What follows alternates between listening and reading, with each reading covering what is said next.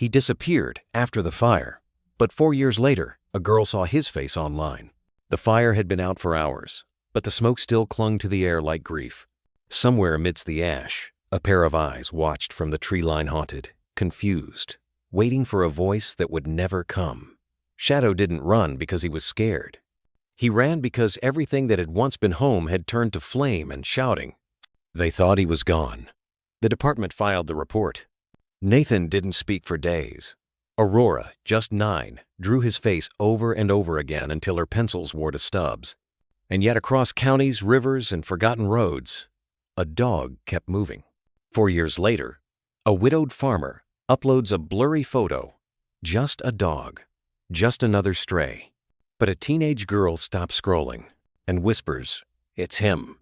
What follows isn't just a reunion. It's a story about memory, instinct, and a loyalty so strong it outlives distance, time, and even grief. The small town of Alder Hollow moved at the pace of memory, slow, quiet, and often colored by the weight of things unsaid. Every morning, the same gravel crunched beneath the boots of early risers. The same coffee brewed behind the fogged windows of May's Diner, and the same scent of engine oil and pine hung in the air outside Cole's Auto Repair. That shop, set just off the main road, belonged to Nathan Cole, a man whose silence said more than most people's paragraphs. Nathan had always been a man of few words. In his younger days, he'd served in the K-9 unit of the military police's discipline carved into him by sand, loss, and the loyalty of the dogs he trained. Years later, the uniforms were gone, but the instincts remained. So did the grief. After losing his wife to an aneurysm that came without warning, Nathan had folded inward like a burnt photograph. What remained of him lived for one reason only: Aurora. At just 7 years old, Aurora Cole was quieter than most kids. Her voice had grown soft in the years since her mother's passing, like a melody sung through a closed door. She'd stopped drawing for a while, her sketchbooks untouched, her crayons dulled. But she still whispered to the stars when she thought no one was listening. She still pressed her forehead to the living room window at night, as though trying to remember a face just out of reach. And then came Shadow. Nathan had driven to the K-9 retirement shelter on instinct one day, not even sure why. Maybe it was the silence in the house. Maybe it was the heaviness in Aurora's eyes.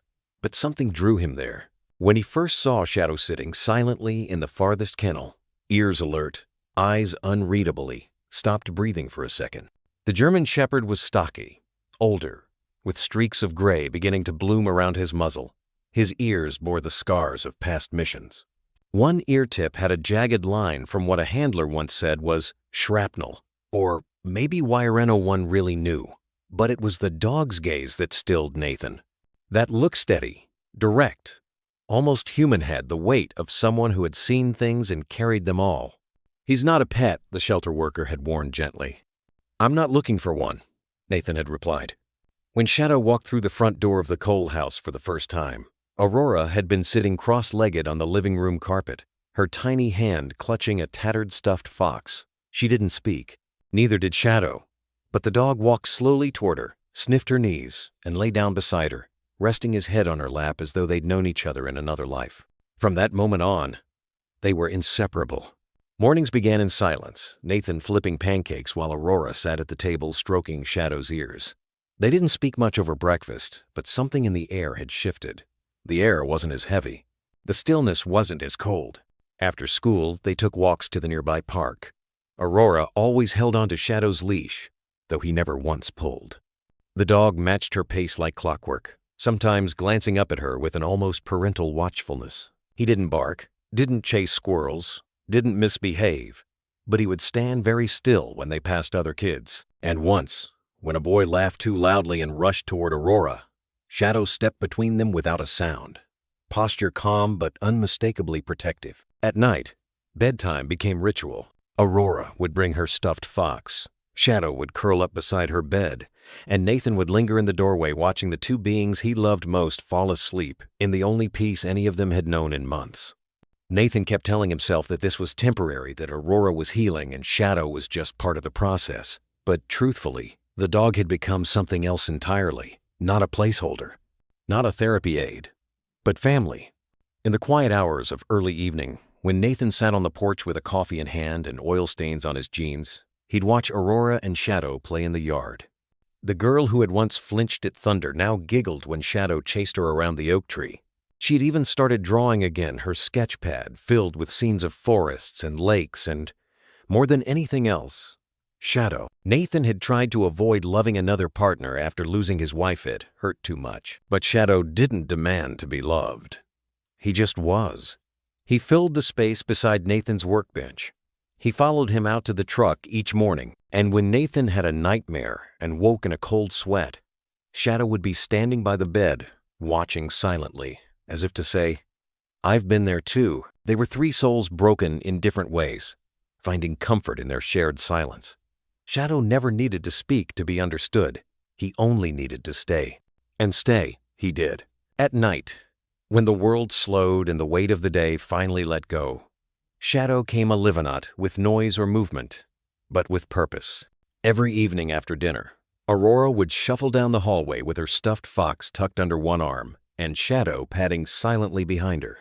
The floorboards creaked softly beneath their steps, as if the house itself had grown used to their rhythm. Nathan would trail behind, a quiet observer, watching this ritual unfold like the final act of a familiar play.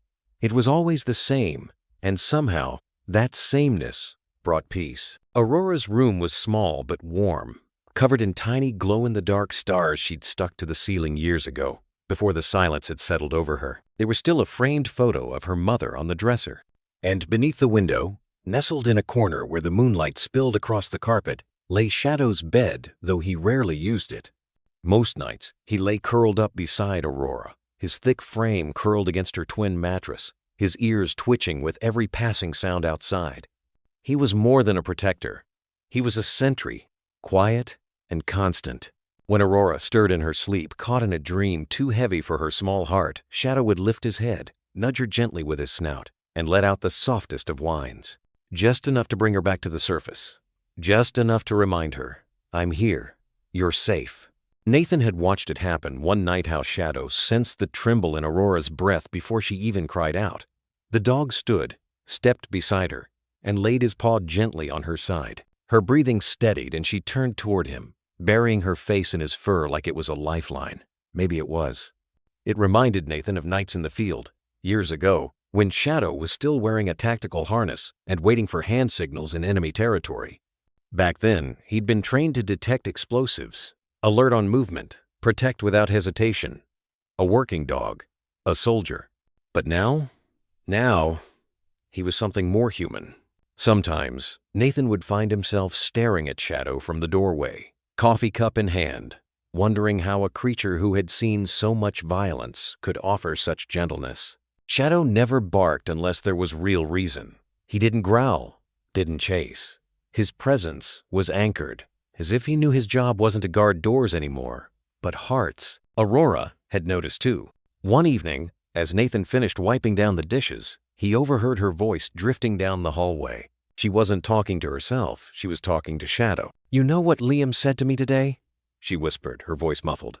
"He said I draw like a baby, but he doesn't even know how to color inside the lines." A pause. Then, a quiet giggle. "I told Miss Jensen he was wrong.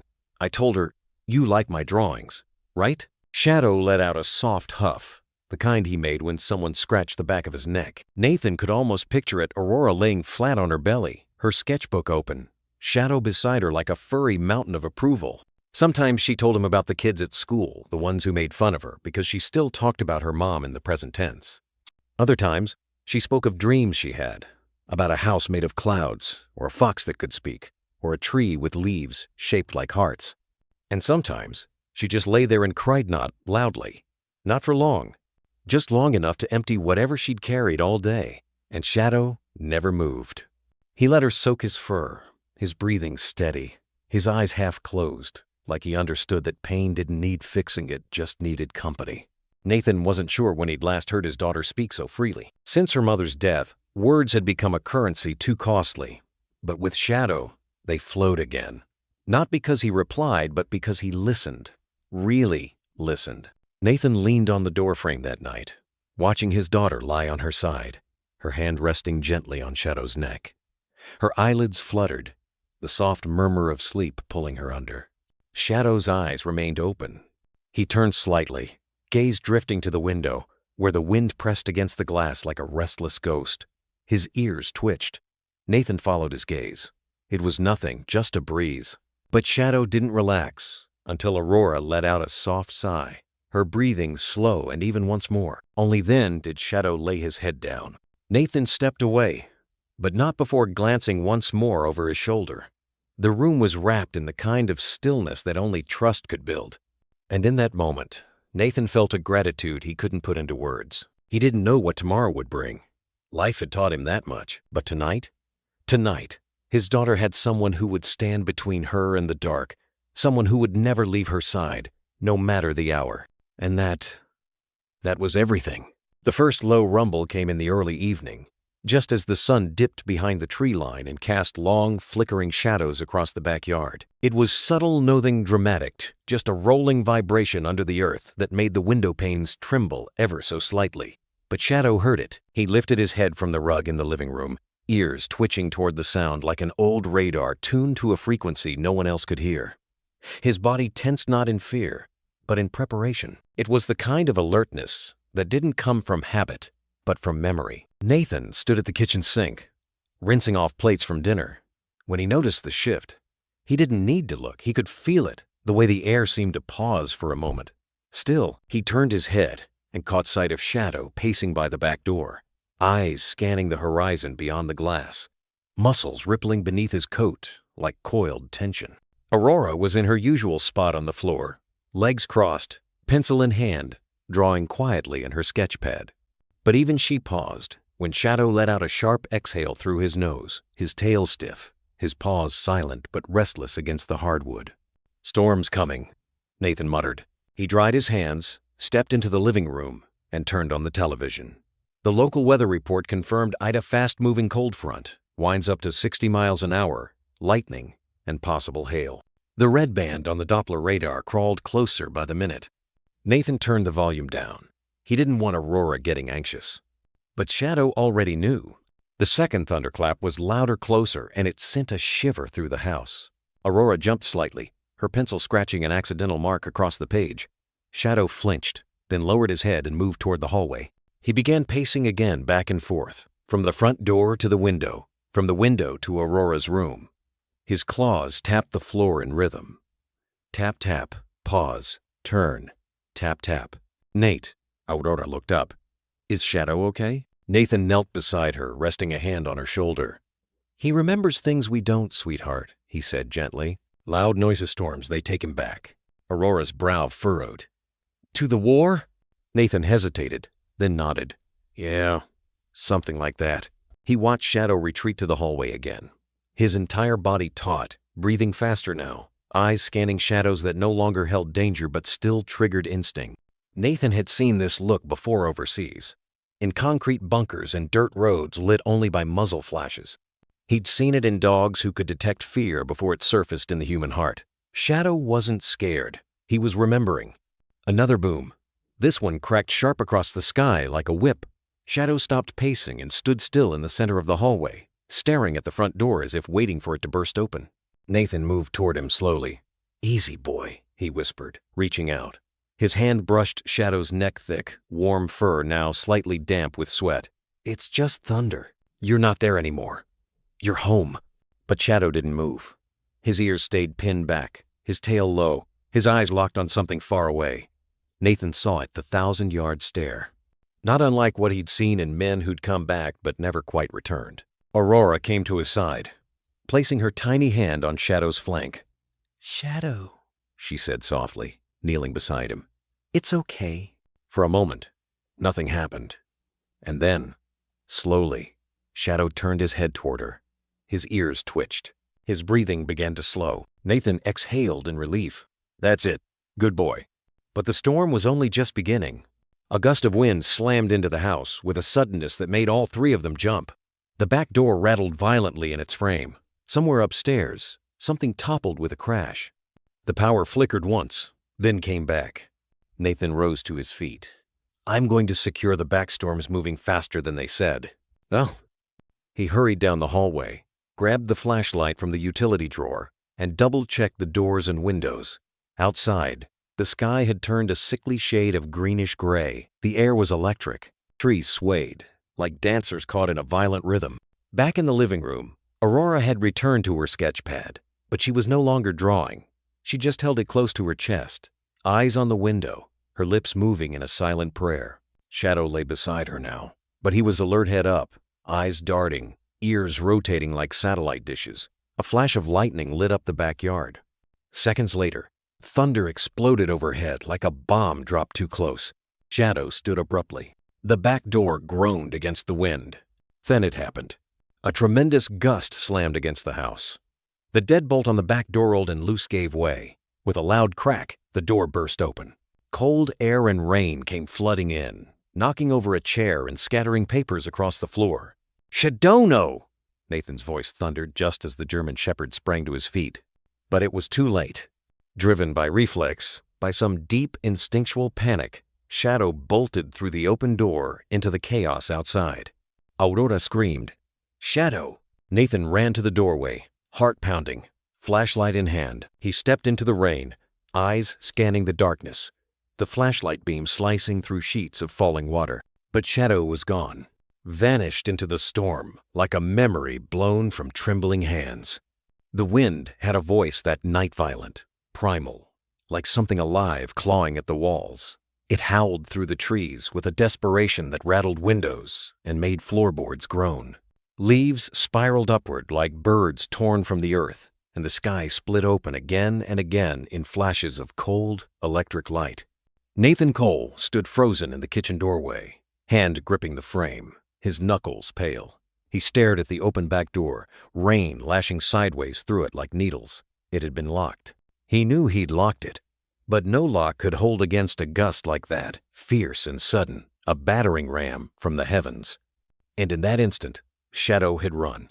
There had been no time to stop him. One crack of thunder, sharp and mean, like an explosion ripping through bone, and Shadow bolted. His body moved like a shadow itself, low and fast, head down, tail tucked, mind lost somewhere in the echo of battlefields and gunfire. No Shadow. Nathan's voice was swallowed by the wind. Aurora screamed behind him, her hands clutching the edge of the table so tightly her fingers had gone white. "Daddy! Daddy, go get him!" "I will," Nathan yelled back, already moving. He snatched the heavy-duty flashlight from its wall hook, threw on his rain jacket, and shoved his boots onto bare feet. The door was banging in the wind like a heartbeat out of rhythm. He forced it open with his shoulder and stepped into the storm. It was like entering a different world. Rain pounded against his face in icy slaps. Wind ripped the breath from his lungs. Lightning flashed white across the yard, casting everything in stark black and white contrast: the swing set, the garden fence, the twisted trees. But no Shadow. "Shadow!"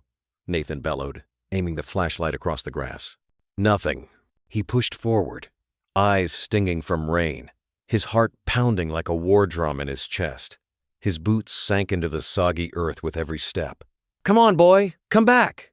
His voice cracked. "You're safe now."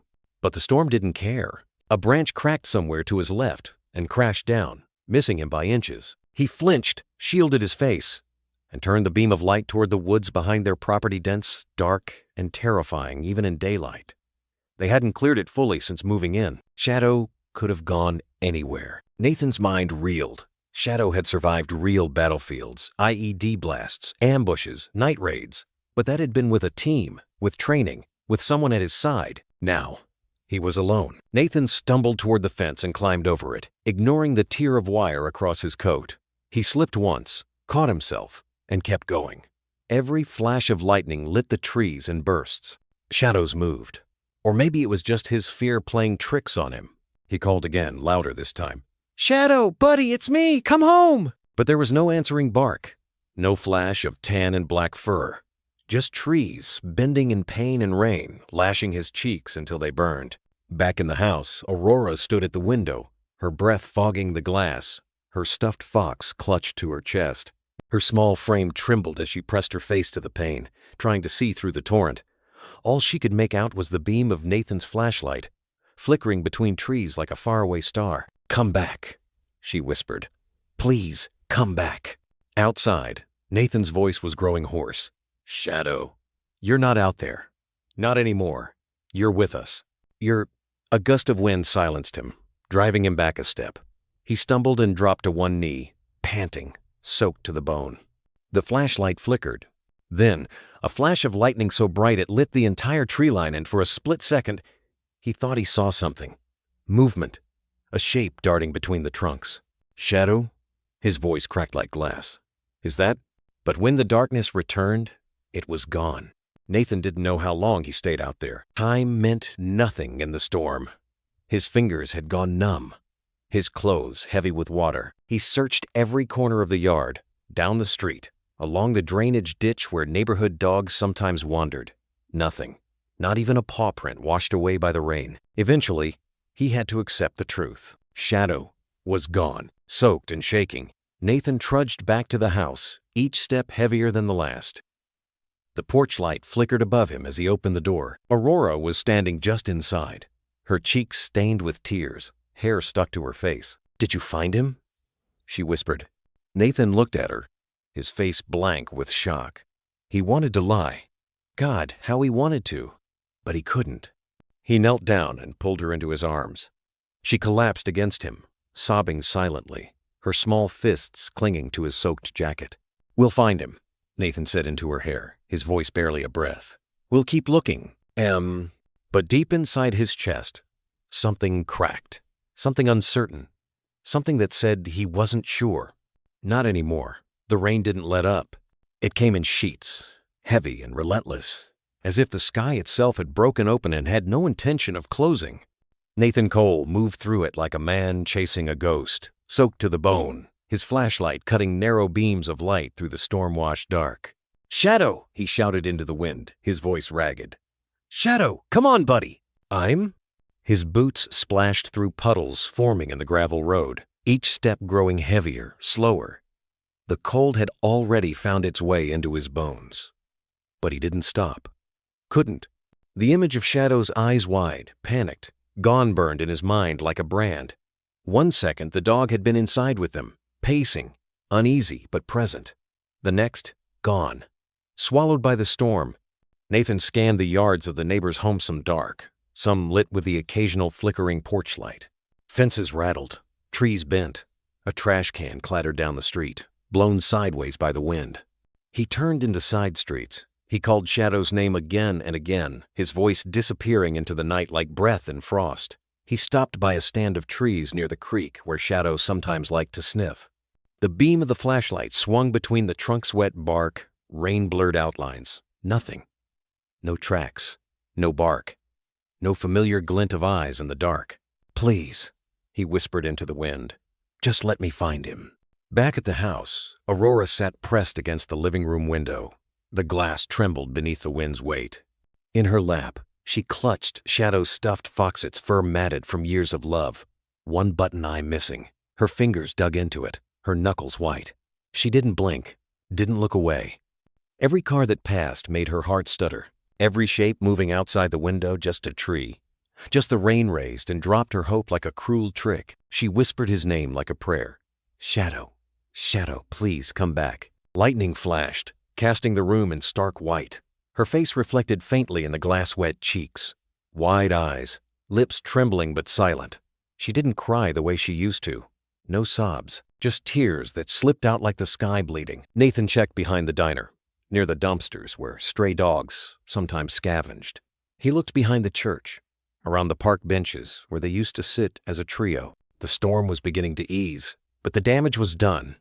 Water soaked through every layer of his clothes. His boots squelched with every step, and still nothing. His flashlight flickered. He smacked it once, hard, and it came back to life. "Come on, buddy," he called again, his voice rasping from the cold. "You remember this place, right? You know these streets. You know me. Come back." A part of him, some deeper, older part, had always known how fast things could change. He'd seen it in combat zones, in accident reports, in caskets closed too soon. But this felt worse. Because it wasn't war. It wasn't fate. It was just one momentone door, one crack of thunder, one mistake, and everything they had was undone. He turned onto the last stretch of road before looping back toward home. His shoulders slumped. Jaw clenched so tight it ached. He didn't realize his lips were moving until he heard the words in the rain. "She's just a kid," he whispered. "Don't take this from her, too." A single tear hot, despite the cold cut through the rain on his cheek. By the time Nathan returned, the storm had weakened into a drizzle. The wind had softened to a whisper, but the silence felt worse. The house stood still beneath the soaked trees, porch light flickering, front door half open. He stepped inside, and the warmth of the house hit him like a wall. But it didn't reach his chest. Not tonight. Aurora sat curled up on the couch now, the fox clutched under her chin, her eyes locked on him the moment he entered. Her lips trembled, but she didn't speak. Nathan wiped his face with a trembling hand. Water dripped from his jacket onto the hardwood floor. "I looked everywhere," he said softly. "Every block, every alley, every tree. I called until my voice gave out." Aurora's eyes widened slightly. You didn't find him?" Nathan shook his head just once. It was all he could manage. She looked down, her chin pressing against the toy. A tear slid down her cheek and soaked into the fur. Still, she didn't cry out loud. Nathan crouched in front of her, his knees cracking with emotion. He placed his soaked hand on hers, the one holding the fox. "We'll find him," he whispered. "I promise." But even as the words left his lips, he felt them fracture, because his face said what his voice couldn't, that he didn't know, that he was scared, that something sacred had been lost to the night. And in that small, quiet room where a child held onto the only piece of her best friend she had left, a storm still raged on the weather would never report. The morning broke gray and swollen with silence. No bird song, no distant barking, only the low hum of wind brushing through damp branches outside the fogged-up windows. It was the kind of stillness that felt unnatural, like the world was holding its breath for something that wouldn't come. Aurora didn't sleep. She'd spent the night on the couch, curled under the blanket Shadow used to nap on, her arms wrapped around his toy fox like it was a lifeline. The warmth of it had long since faded, but her grip never loosened. Her eyes, rimmed red, stared blankly at the front door, as if willing it to open. Nathan stepped into the living room, bleary-eyed and unshaven, a mug of untouched coffee trembling slightly in his hand. He paused when he saw her small, still, waiting. "He didn't come back," she said without looking up. Nathan swallowed hard. "Not yet," he replied softly, but his voice had no anchor.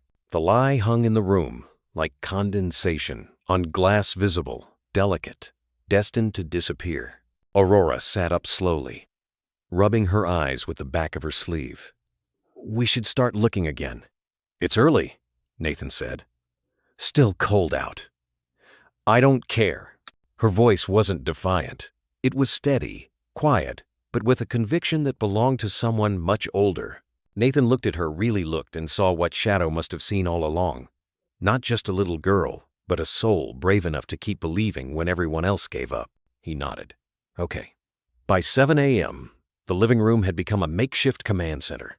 Stacks of printed flyers lay drying on the dining table, ink still damp and edges curling from the humidity. Each sheet bore the same image.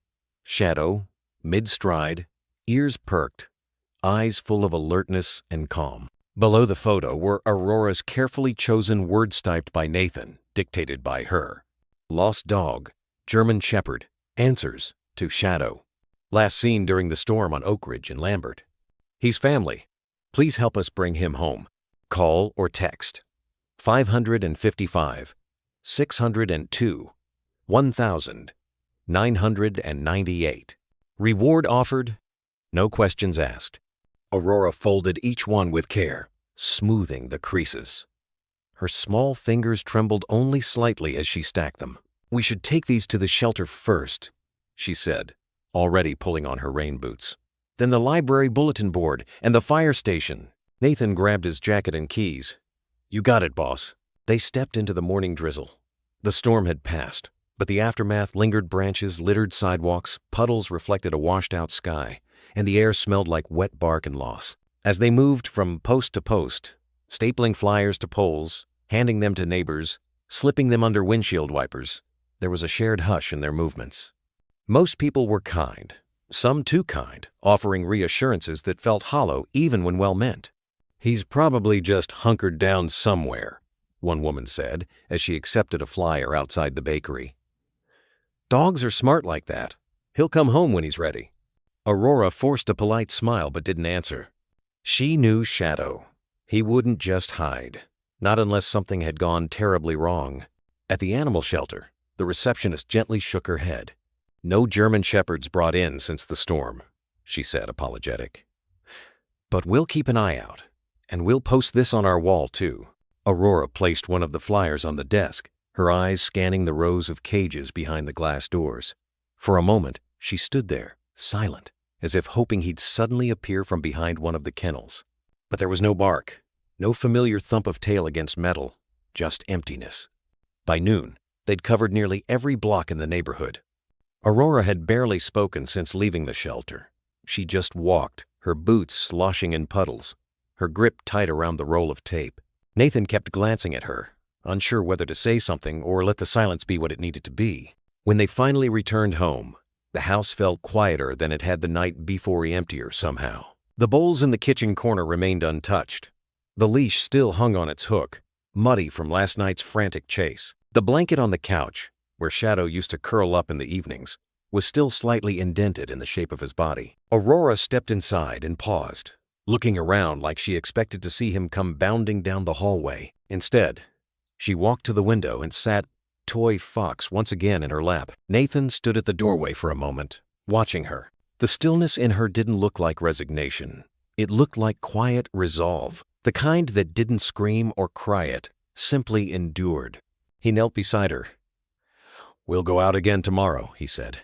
Aurora nodded, then whispered, "What if someone took him?" Nathan felt a pulse of panic thrum in his chest. "Then we'll find them," he said, firmer than he meant, "and we'll bring him back." There was a pause. Then her voice smaller. Crack spoke again. "He doesn't like thunder. I should have held him." "You didn't know," Nathan said, putting an arm around her. "None of us did." But the guilt in her eyes said otherwise. Children often carried more than they should. Outside, the storm had passed. The clouds, once a thick curtain of gray, had begun to drift apart like weary travelers parting ways at dawn. Through the breaks, slivers of pale blue sky peeked through, fragile, tentative, like the world itself wasn't quite sure it was ready to hope again. Rain still clung to the window panes in crooked trails, catching the light in glints that reminded Aurora of tear streaks drying on skin. But inside the house, the air remained still, too still.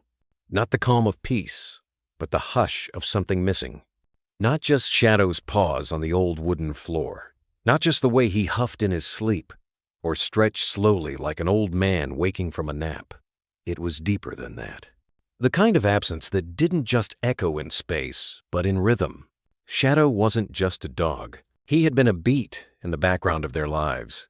A metronome that held the quiet chaos of grief, of healing, of waiting, together in time. His presence had tethered them to something solid, something that endured even when words failed. And now, that tether had slipped.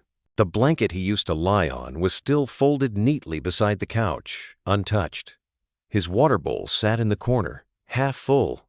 No one had dared move it yet. Even Nathan, with his silent strength and logic-first approach to grief, hadn't touched a thing.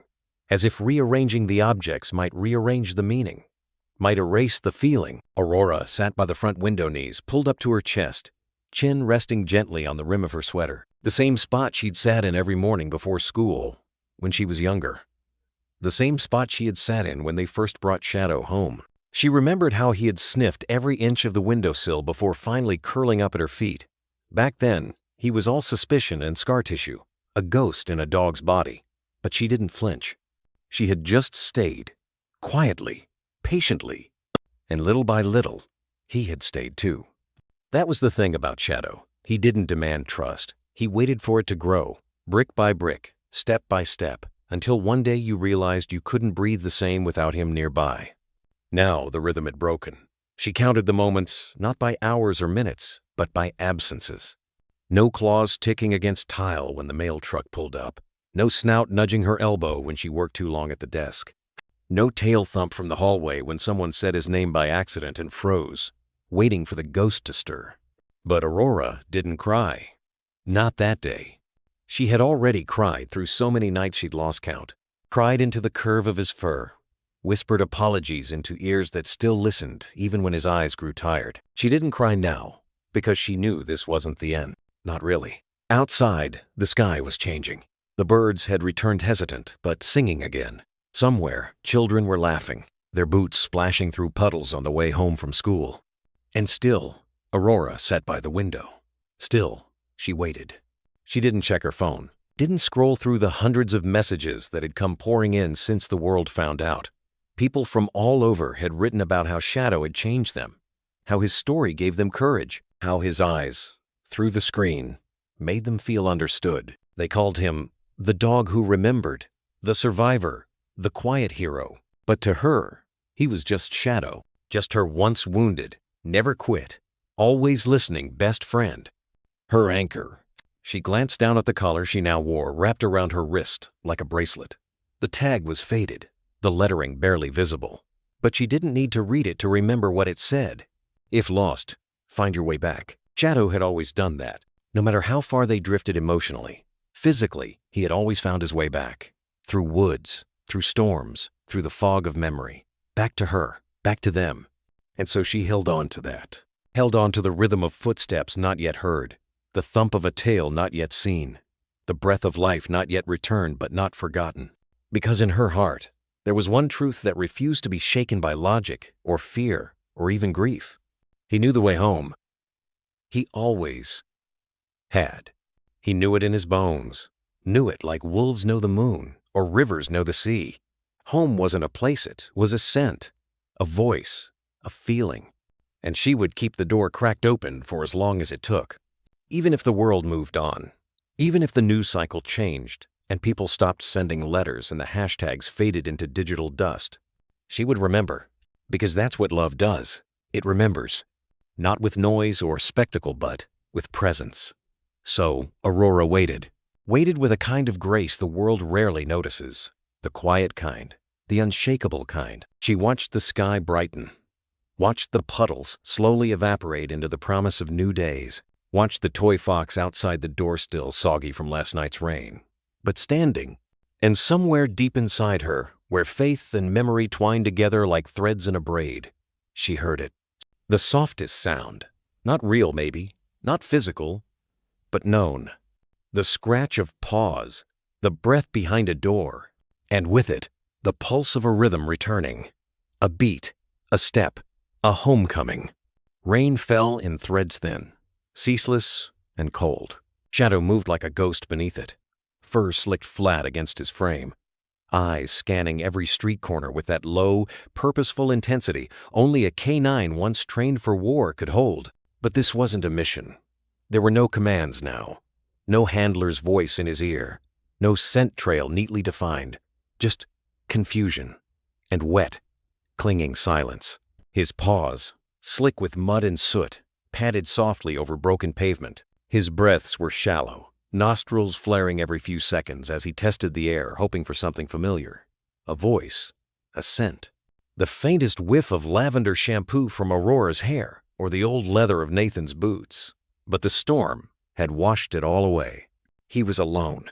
The alleys twisted like memory full of smells, too sharp and voices too loud. A car backfired somewhere down the block, and Shadow flinched, ears flattening. For a second, his mind wasn't in the city anymore. It was in Kandahar, in the dust and roar, in the smoke that followed IEDs. His body remembered what his mind couldn't form into words. He bolted low and fast disappearing into a cluster of trash bins behind a shuttered laundromat. He waited there, crouched, every muscle tense, every second a countdown to something he couldn't name. When the silence returned, he moved again faster this time, not knowing where, only that he had to keep going. That was instinct. Movement meant survival. Stillness meant being seen. A dog barked across the street sharp. Territorial. Then another. Shadow slipped into the shadows of a dumpster and froze. Two strays emerged from the fog near a construction site, ribs, sharp, fur-clumped, eyes wary and yellow. They didn't approach. There was something in Shadow's posture they recognized. Not just strength, but training, control. The kind of quiet command that said, "I'm not prey. I'm not like you." They growled low, but retreated, and Shadow, though his body trembled with the cold, didn't move until they were gone. The night was a patchwork of lights and darkness. He skirted the edge of a diner parking lot, the scent of frying oil and meat making his stomach twist. Hunger was a dull ache now, no longer a signal, just a background throb. He hadn't eaten since the storm. A trash bin beside the alley reeked of spoiled burgers. Shadow pawed it, nose pressed hard against the lid until it shifted enough for him to wedge his snout in. He pulled out a half-wrapped cheeseburger soaked in pickle juice and rainwater. It wasn't food in any proper sense, but it was enough. He tore into it with sharp precision, swallowing more than chewing. It wasn't dignity. It was survival. When he finished, he stood there, panting under a flickering street lamp, the rain still falling, steam rising faintly from his fur. His eyes scanned again. Every light, every movement, a possible threat, a memory, a trigger.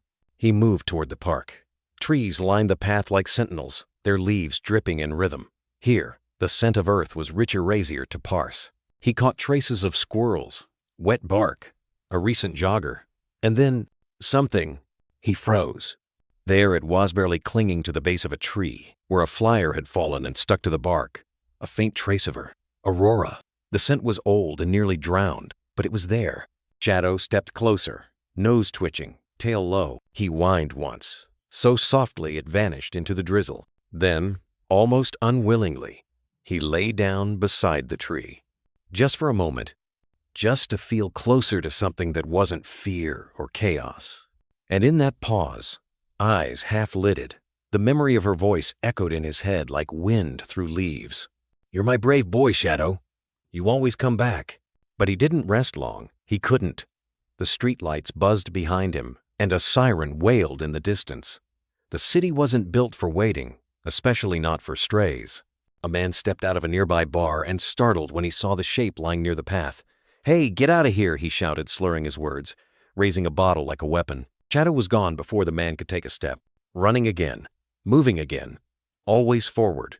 He slipped through gaps in fences, dodged headlights, leapt over crates. Every motion was practiced, efficient. And every time he paused to rest, the silence would bring back the sound of the thunderclap that started it all. The one that cracked the sky and shattered his focus. The one that sent his body into flight before his mind could catch up. As dawn approached, Shadow found an abandoned shed behind a row of garden homes. The door was missing, replaced by a sagging curtain of tarp. Inside, it was dry, not warm, but less wet, and that was enough.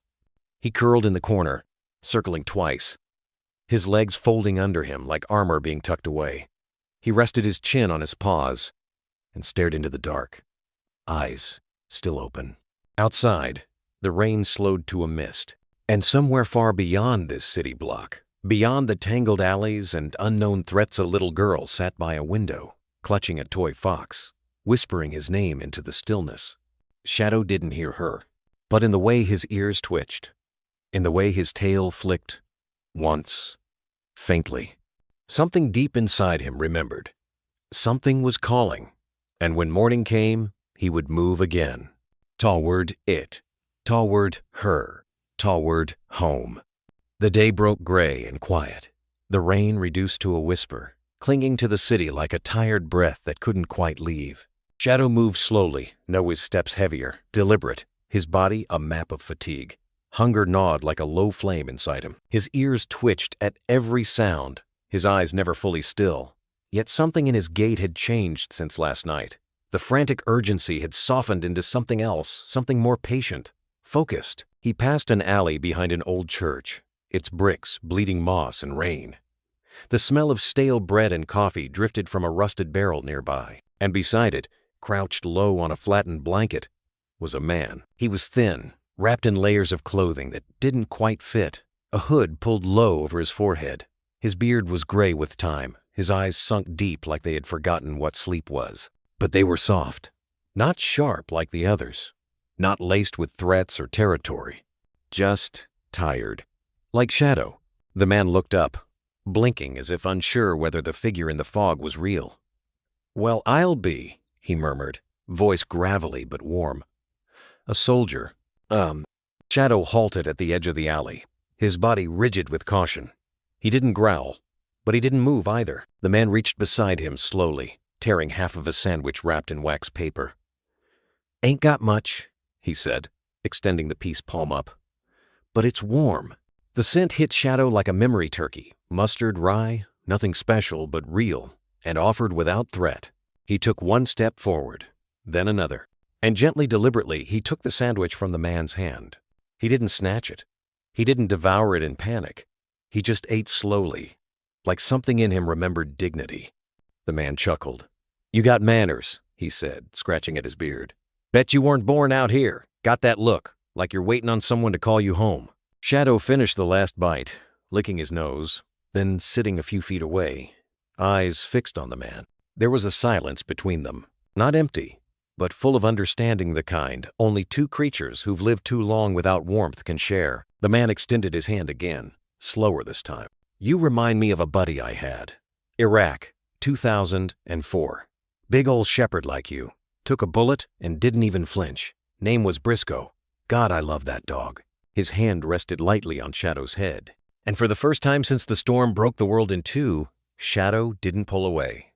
The man's fingers moved gently, brushing behind his ears through the thick of his neck. "You're not just muscle." "I see it," he whispered. "You're missing somebody." Shadow closed his eyes, just for a moment. A touch like that, intentional, kind, unforced, was a rare thing in the days since he'd been alone. It didn't fix the ache, but it softened it. The man smiled sadly. "You can stay here if you want. I don't got much, but you won't be alone." He patted the blanket beside him, the offer hanging in the cool air like steam. Shadow stood. For a second, he didn't move. His eyes held the man's, unreadable. Grateful, maybe, but distant. Then, without sound, he turned and walked away slow, deliberate. Because kindness, no matter how warm, was not home. His loyalty was stitched into the scent of lavender and the laugh of a little girl who drew him with crayons and called him brave. It was the low, steady voice of the man who once called him partner. It was not here, in the alleys. Not yet. The man didn't call after him. He just watched the figure disappear into the morning mist and whispered, "Find your way, soldier. Don't let the world break you." And Shadow kept walking, because even in the cold, even after thunder and fear, something inside him still remembered who he was, and who he was meant to return to. The house had grown quieter, not from peace, but from the kind of silence that follows something breaking. It wasn't the absence of noise, but the echo of what was missing that filled the rooms. In Aurora's bedroom, Shadow's bed still lay in the same corner, his blanket unwashed. His toy fox curled against the edge, where his nose used to rest.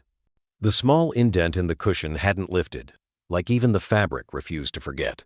Aurora never let anyone touch it. Each night, after brushing her teeth and slipping into her pajamas, she'd pause at the door, take a soft breath, and whisper, "Good night, Shadow. Come back soon, okay?" She'd kneel, like she used to when she kissed his forehead, and gently pat the bed once before turning off her room light. Down the hallway, the back door glowed with the faint orange hue of a lamp she insisted must stay on.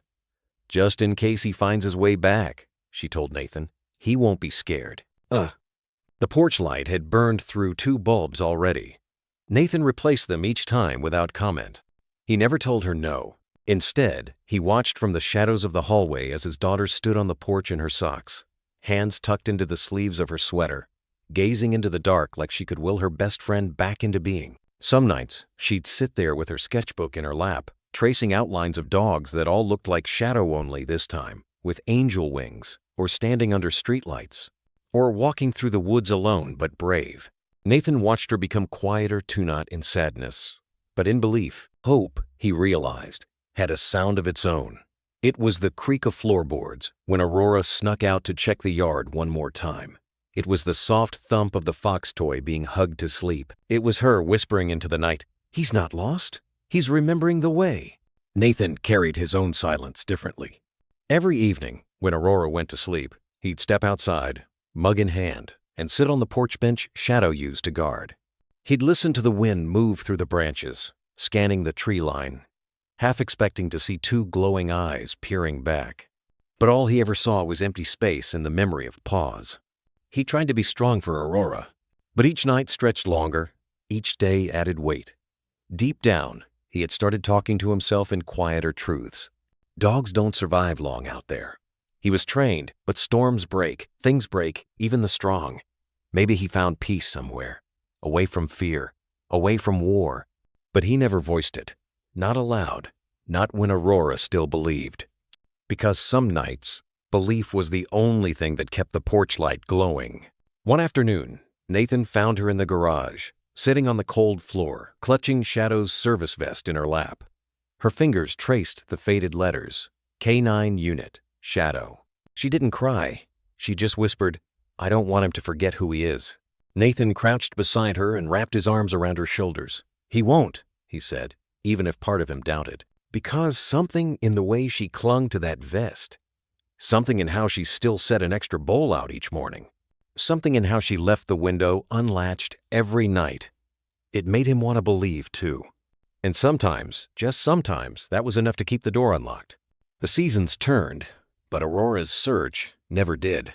Long after the storm passed and the grass regrew where Shadow once bolted into the night, she found a new ritual alone that pulsed quietly beneath the rhythm of her days. Each week, like clockwork, Aurora sat at the kitchen table with her elbows pressed to the worn surface, her laptop open, eyes locked onto the glow of the screen. Tab after tab, shelter pages, rescue forums, lost dog groups. Her fingers typed the same keywords over and over: German Shepherd, male, military K, 9, scar on right ear, response to Shadow. The internet became a second homeone filled with photos of wet noses and wagging tails. Many, not his, but she clicked through them anyway, just in case. Always just in case. She made a spreadsheet, a list of shelters within a 100-mile radius, then 200. She marked dates of contact, logged responses. Some kind volunteers sent back no matches with gentle words. Others didn't reply. Still, every month on the dot, she asked Nathan, "Can we reprint the flyers?" She kept the original design, a bold black and white photo of Shadow sitting tall in his vest. Alert, proud, loyal. At the bottom, her own handwriting. "Reward. Come home. That's all." At first, Nathan tried to talk her out of printing them again after the first year. The ink cartridges weren't cheap, the paper stacks were running low. But when he saw the way she ran her fingers across Shadow's printed name like it might answer her back, he didn't argue. He just added more paper to the cart. They posted the flyers on light poles that had already weathered 2 winters, on corkboards at grocery stores, vet clinics, coffee shops, on every school hallway board that would allow it until even the janitors knew the face of the dog who once slept at the foot of a little girl's bed. Some of the neighbors stopped by to ask, "Any news? Any leads? Still no word?" She always smiled politely. "Not yet," she'd say, "but I think he's trying to find his way." Most nodded. Some offered prayers. Others lowered their voices and murmured things like, "Bless her heart," or "Poor kid's holding on too long." Even one of her teachers, Mrs. Keller, gently took Aurora aside during art class. "Honey," she said, kneeling beside her easel, "sometimes letting go doesn't mean forgetting. You know that, right?" Aurora looked at her with the steadiness of someone far older than her years. "I'm not letting go. I'm holding on for him. He'd do the same for me." And no one brought it up again after that. By the time she turned 12, Aurora had memorized the layout of every local shelter's website. She could spot a new intake from a thumbnail alone. She once called a rescue 4 towns away because a blurry photo posted online showed a dog with a half-torn right ear. It wasn't Shadow, but they let her come anyway, just to meet him. She brought her drawing pad with her and left a sketch of Shadow in their lobby. Beneath it, she wrote, "If you see a dog with eyes like these, tell him I'm waiting." Sometimes Nathan watched her from the doorway and wondered if hope could wear out, if it could grow brittle from too many nights, too many no's. But every morning, she woke up and checked her email. Every month, she asked to print the flyers. And every time someone whispered behind her back, she stood taller. Because in a world of fading things, her belief was stubborn, unshaken, radiant. And on one of those mornings years later, she would open her inbox to a message that simply read, "Are you still looking for a dog named Shadow?" But for now, she folded another stack of fresh flyers and walked out the door, eyes forward, voice steady. A girl with a paper heart that refused to stop beating. Aurora turned 10 beneath a soft gray sky. There were balloons tied to the fence, swaying gently in the breeze, purple and gold, her favorite colors. A modest cake sat on the kitchen counter, and Nathan had done his best to string lights across the back porch, though a few flickered unevenly. She wore the dress her mom had sewn for the occasion, simple cotton with sunflowers stitched along the hem. But it wasn't the dress, or the cake, or the candles that stayed in her mind as the afternoon faded. It was what she held in her hands. Shadow's fox. The same worn cloth toy with one eye missing and a seam down its side, stitched up by Aurora's own fingers when she was just 7. Its tail had once squeaked, now silent from years of nibbling. It had sat untouched for nearly 2 years, kept safe in a wooden box beneath her bed, wrapped in an old t-shirt that still smelled faintly of cedar and fur. But today was different. She walked out barefoot to the porch, the boards cool beneath her feet. The wind had picked up slightly, brushing against her cheek like a whisper she almost thought she recognized. Aurora placed the toy gently at the edge of the porch, just beside the welcome mat where Shadow used to curl up and wait for her after school. She adjusted it once, then again, so it sat upright, its faded snout facing the yard. "I still remember you," she whispered. The words were soft, but steady, like a promise folded into the wind. Behind her, Nathan stood at the screen door, watching without saying a word. He knew what today meant. Not just her birthday, not just another year older, but another year without him. There were fewer tears now, no more nightly sobs, no more pounding fists against pillows. But grief had not left it, had simply changed shape. It lived in quiet gestures, in the way she paused before turning off the porch light, in the empty spot beside her bed she still never filled, in this toy fox, offered not as a relic, but as a beacon. Evening rolled in faster than expected. The sky darkened, bruising with clouds. Thunder rumbled low on the horizon, distant at first, then closer, then louder. A storm, they said on the news. Not unlike that storm, the one from years ago that took him from them. Rain began to patter against the windows as lightning stretched its fingers across the heavens. Aurora pressed her palm to the glass and stared out into the thickening dark. She imagined Shadow older now, maybe limping, maybe scarred somewhere out there, nose lifted to the same wind. Could he feel it? Did thunder still make him flinch? "Do you remember this night?" she whispered. "Because I do." Nathan joined her after a moment, wrapping an arm around her shoulders. "We can bring the toy in, sweetheart. It might get ruined." But Aurora shook her head.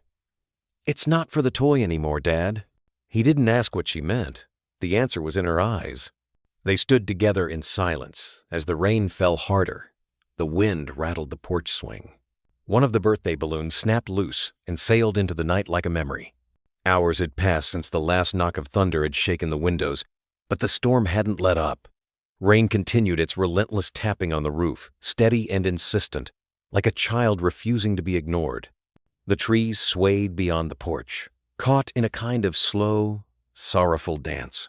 The world outside seemed to hum with a wildness Aurora couldn't quite name, something between grief and promise. Inside, the house had gone quiet. Nathan had long since fallen asleep on the couch downstairs, a blanket pulled sloppily over his chest, one boot still on. He hadn't meant to doze off, but the day had worn heavy on them all. Even Carl, who rarely showed fatigue, had left his chair earlier than usual, muttering something about early rounds in the morning. But Aurora couldn't sleep. Her eyes had closed for a while. She tried. The rhythm of the rain on her window had almost lulled her into rest. But then came a familiar acheone she didn't fight anymore, the kind that starts behind the sternum, right where longing lives. The kind that doesn't quite hurt, but doesn't let you forget either. So she rose. Without turning on the light, she slipped out from under the covers. The wooden floor was cool beneath her feet. She tiptoed through the hallway, past the family photos lined up like small altars, past the closed door to the guest room where Shadow used to curl up, his tail always peeking out like a bookmark in a half-finished chapter. When she reached the front door, she paused, hands hovering just above the lock. She knew it was ridiculous. She knew the odds, the logic, the impossibility. And still, her fingers turned the knob with a slowness that felt almost reverent. The door creaked open just enough to let in the scent of wet leaves and something older earth, pine, the raw breath of the woods. A gust swept over her skin and raised the hair on her arms, but she didn't flinch. She looked out, and there it was, the fox. Still there, still waiting, soaked through, its once puffy fur now slicked to its frame, little ears flattened by the rain. The toy fox was slumped sideways on the porch rail, just as she'd left it earlier, that Weka-stitched patch over one eye, the stuffing in its belly softened by time. No dog would have chosen it. No child would have kept it. But she had. And so had he. Shadow's favorite. The fox had been his first toy in the shelter, the only thing he didn't growl at, the only thing he carried gently, like it held some unspoken secret he wasn't ready to tell. She remembered the day she tried to replace it with something newer, cleaner, less broken. Shadow had ignored the new toy completely. Walked past it. Lay down beside the old fox. Instead, nose resting against its frayed ear. She had learned her lesson that day. Some things aren't meant to be fixed. They're meant to be understood. Now, kneeling barefoot on the threshold, Aurora reached forward and straightened the fox with both hands. It flopped slightly in her grasp, heavy with water, but she cradled it like something alive. She didn't cry. She didn't have to. There was something else there instead. Something that had taken the place of tears. A kind of quiet peace. The kind that hope wears not when it's loud and bursting and brand new, but when it's been through fire and doubt and still chooses to stay. She touched the fox's snout, then leaned in close, whispering not just to it, but to the rain, the night, the forest beyond. I'm still here, and I know you are too.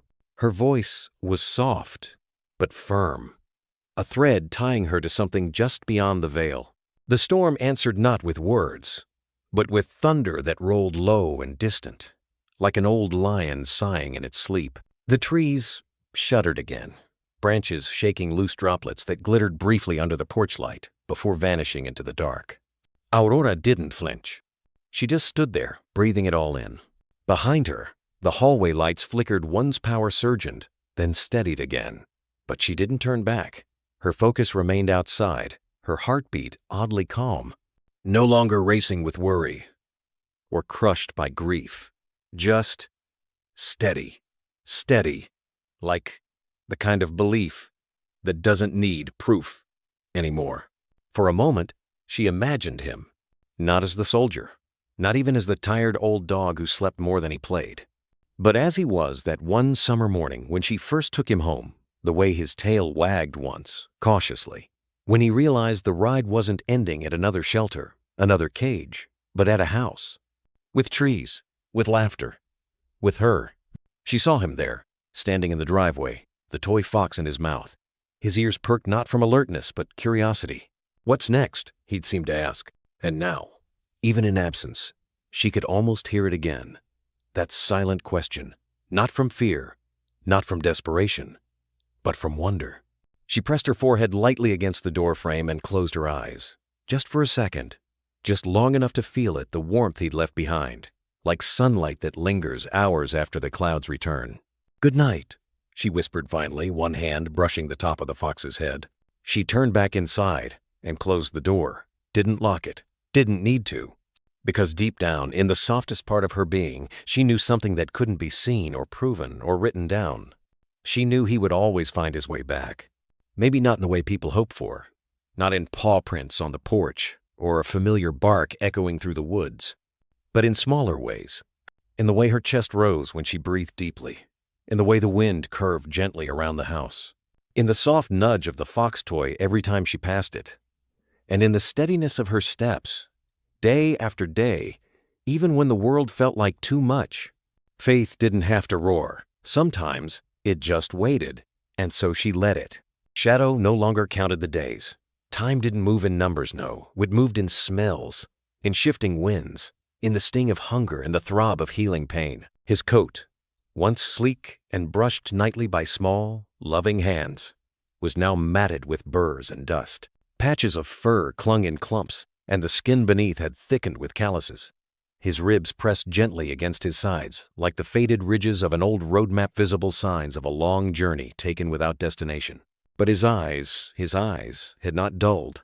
They still burned amber in the dark, scanning every shadow, every noise.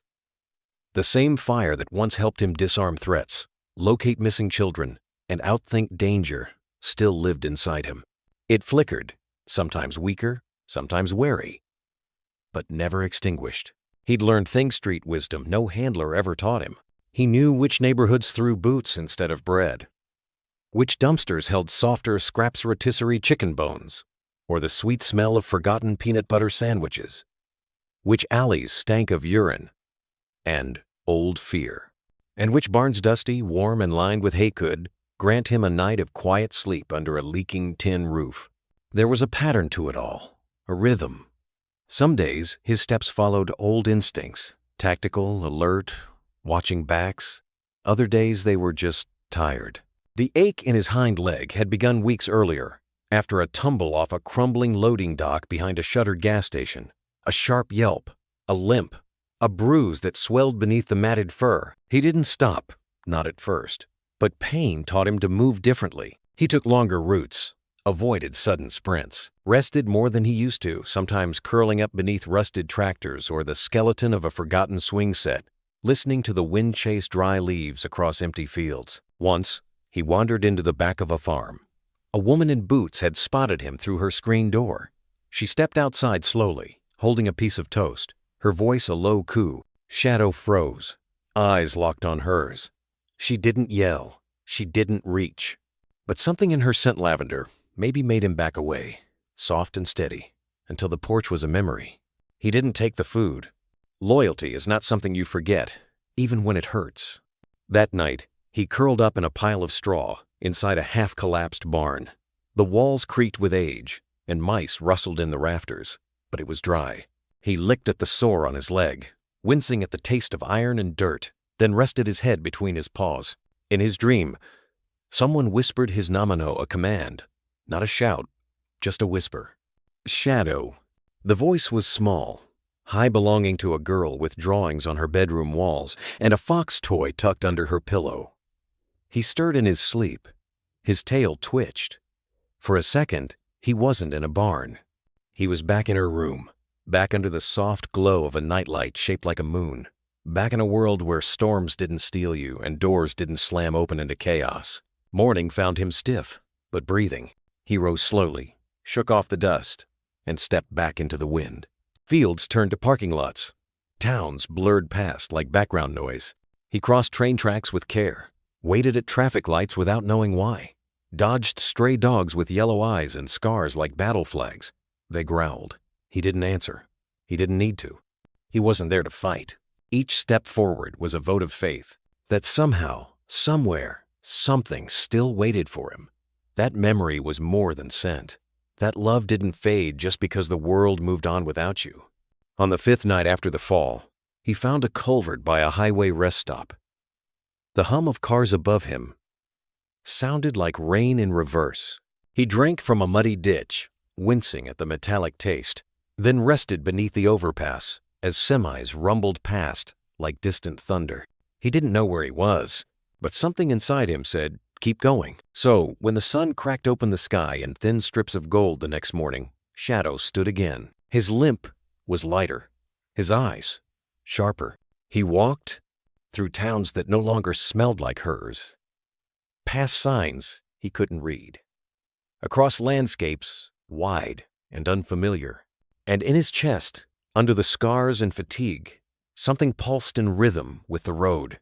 Not fear, not instinct, but something stronger, hope. The sun was high and sharp, baking the concrete.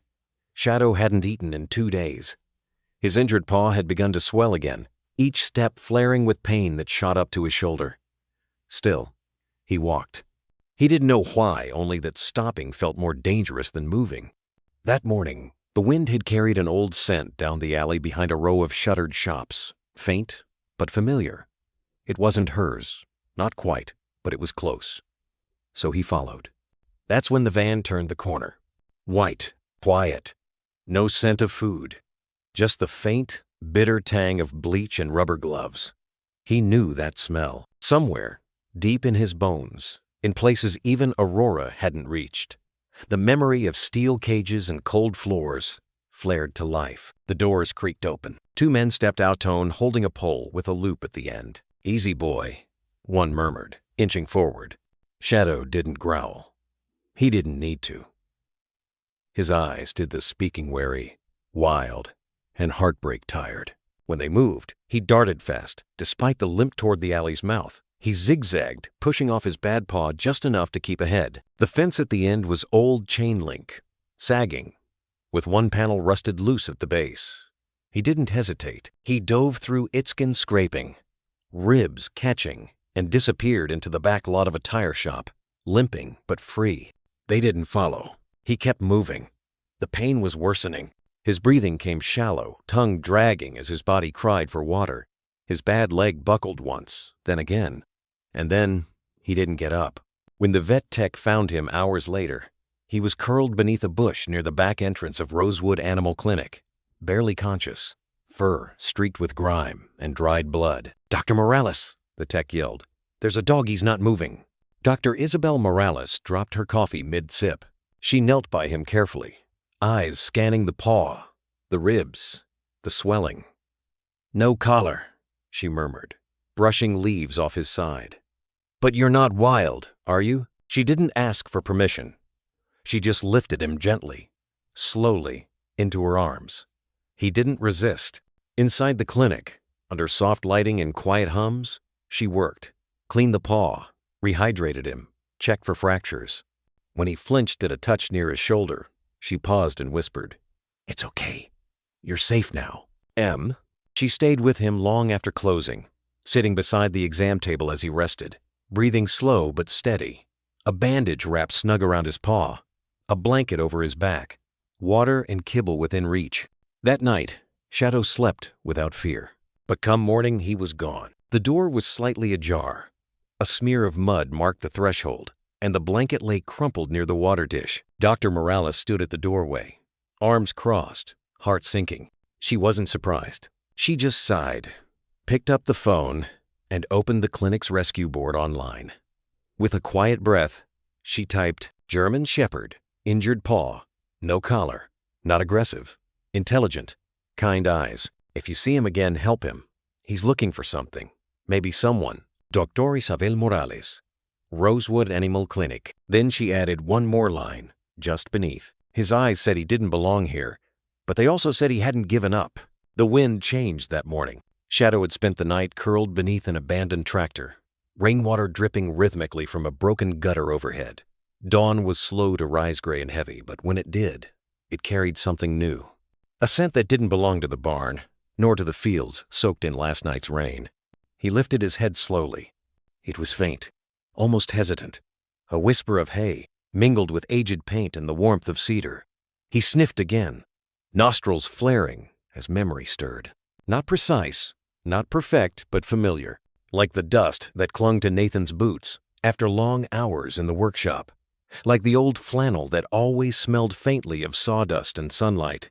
It wasn't exactly right, but it pulled something inside him taut. He stood, favoring his paw now less raw, though still stiffened, stared north. The road curved that way.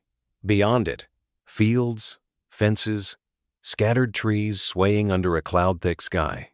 He didn't hesitate. Shadow crossed through tall grass, past rusted silos and stone walls long since crumbled. He avoided people, as always, ducking into brush when tractors roared down gravel paths or voices echoed across distant yards. But the scent held steady. Not strong, not obvious. Just enough to guide him like a thread in the dark. When a stream blocked his path, he waded through, chest heaving against the cold. When the sun broke through briefly at noon, he lay in it, soaking warmth into his back and bones. Later, a car skidded too close on the shoulderless road. Tires shrieked. He froze, then bolted, heart pounding like a distant drum. He didn't stop until trees swallowed him again, their branches low and whispering. By dusk, he'd crossed into farmland. The scent had faded, but not vanished. It wove through the air like a half-remembered tune. Each breath he took seemed to say, "Keep going." He passed an old farmhouse, lights glowing warm inside. A little girl stood at the window. Her silhouette froze when she saw him. Her lips moved, calling someone. A porch light flickered on. But Shadow didn't stop. This wasn't her. Not his little girl. He pressed forward. Night came. The stars blinked through the haze. The road curved again, and up ahead on the horizon stood a grain mill, broken and silent. But beyond it, past the ridge, the scent deepened. Stronger, as if the earth itself remembered. Shadow paused only for a moment, just long enough to breathe in, to feel it deep in his chest. Something's there. He didn't know what he would find, or why this pull felt different from all the others. But for the first time in months, his body moved not just from instinct but direction. He limped into the dark, the countryside quiet around him, and the whispers of home riding the wind. The gravel gave way to soft dirt as Shadow limped past the final fence line. Carl's farm was quiet, the kind of quiet that settles into bones and stays there. The barn stood crooked under the weight of decades, paint peeling like old stories. Chickens rustled in their coop, unaware or unconcerned. The porch light buzzed faintly against the coming dark. Shadow didn't make it all the way to the porch. He collapsed just outside the barn door, ribs rising and falling in shallow waves. Mud clung to his paws. His coat, once sleek and proud, was now tangled with burrs and streaked with travel. But those eyes remained alert, even in exhaustion. Carl noticed the movement from his kitchen window. He reached for the old flashlight out of habit but didn't need it. The shape lying near the barn was no coyote. It was a dog, a big one, a German shepherd. Carl stepped out, slow, deliberate. He'd learned that pace from grief. After Marianne passed, everything became slower, not because he wanted it that way, but because life had stopped rushing him. "Hey there, boy," Carl said gently, kneeling 5 feet away. Shadow didn't lift his head, just flicked one ear. Carl set down a bowl of water first, then a strip of leftover bacon from dinner. He waited. The dog didn't move. Only after Carl stepped back toward the porch did Shadow sniff the air, then inch by inch crawled toward the bowl. The next morning, the bacon was gone. And so was the dog. But that night, just before sundown, Carl found him curled on the porch steps. Not on the welcome mat, not against the door, just near enough to feel the warmth radiating from the house. Close, but not home. Carl said nothing. He left another plate out. On the third evening, as he stepped outside with a blanket folded under one arm, he noticed something behind Shadow's left ear barely visible beneath the dirt and matted fur. Carl squinted. A tattoo. Faded. But there. K9-091. He didn't say it aloud. He didn't need to. The pieces were starting to fit. From then on, Carl made sure the porch light stayed on. Shadow never crossed the threshold, never tried the door. But each night, he returned to the same spot, resting his head on the boards, letting his eyes close under the soft hum of porch lights and stars. And Carl? He sat in the old rocking chair beside him, saying nothing, letting the silence speak what words never could. It was a Sunday morning, the kind where the fog still clung low across the fields, like a secret the earth hadn't decided to share yet. Carl sat on the porch, a steaming mug of black coffee between his hands, and watched the German shepherd doze beside the steps. He hadn't named him something in the dog's posture made that feel inappropriate, almost disrespectful, like naming a soldier who hadn't yet come home. The dog stirred when the wind shifted, not out of fear, but alertness. He always did that, ears pricking just slightly, eyes scanning the horizon. It wasn't the movement of a stray, it was the muscle memory of duty. Carl had seen that same look in his brother's eyes after the war. That morning, Carl leaned forward and quietly lifted his phone from the windowsill behind him. No click, no sound, just one quick photo of the shepherd lying in profile, head resting on the porch boards, the faded tattoo behind his ear barely visible if you knew where to look. He posted it without much thought, just a simple caption. "This old soldier showed up near my barn a few nights ago. Still shows signs of training. Doesn't bark, doesn't beg, just watches the wind like he's waiting for orders. Anyone missing him?" He attached the photo, and hit post to the local farm group. Then, on impulse, he messaged Susan at the county shelter. She used to be Mary Ann's best friend. Still ran lost dog listings for 3 towns. He forwarded the photo and added a message. Not chipped. Has a canine ink behind the ear. Looks like he's been on the road a long while. Thought you might know someone missing a partner. By noon, the post had been shared 43 times. Someone in the next county tagged a retired sheriff who once handled German Shepherds. Someone else linked it to a regional missing K9S and retired service dogs group. Carl didn't know half the people commenting, but the internet had its own rhythm, especially when it came to lost things. That evening, as the sun sank behind the grain silos, Carl stepped out again with a plate of chicken scraps and half a biscuit. The dog was already there. Same spot, same silent. But his eyes lifted when Carl sat down beside him, not startled, not wary, just present. Like he knew this was a temporary harbor, not a destination. You've seen some miles, Carl murmured, setting the plate down gently. I know that look. The dog didn't move until Carl stood and walked away. Only then did he eat. Inside, Carl's phone buzzed again. Another share. Another comment. One from a teenage girl named Aurora Whitman under the reposted image. Wait, this can't be. That looks just like Shadow. And beneath it, a photo. A much younger version of the same doe guy's wide, ears alert, sitting beside a little girl in a polka dot dress, a faded red toy fox in his mouth. Carl leaned closer to the screen. He didn't know what Shadow's story was, but for the first time since the dog arrived, he wondered if it was time to help him get back to where he belonged. It was late, the kind of summer night that made the house feel too still. Crickets outside murmured like a soft lullaby, and the ceiling fan hummed as Aurora lay sprawled on her better legs crossed at the ankle, the blue light of her phone screen flickering against her cheeks. She wasn't scrolling for anything in particular, just riding the quiet. Her thumb flicked lazily through post photos of classmates on vacation, videos of someone's puppy learning to climb stairs, memes she'd seen a dozen times. None of it registered. Her eyes were heavy, her heart even heavier. Then something caught. It wasn't the picture at first. It was the words. This old soldier showed up near my barn a few nights ago. Still shows signs of training. Doesn't bark, doesn't beg, just watches the wind like he's waiting for orders. Anyone missing him? A photo sat beneath it, muted, almost dusty in tone. A porch, wooden and weather-worn.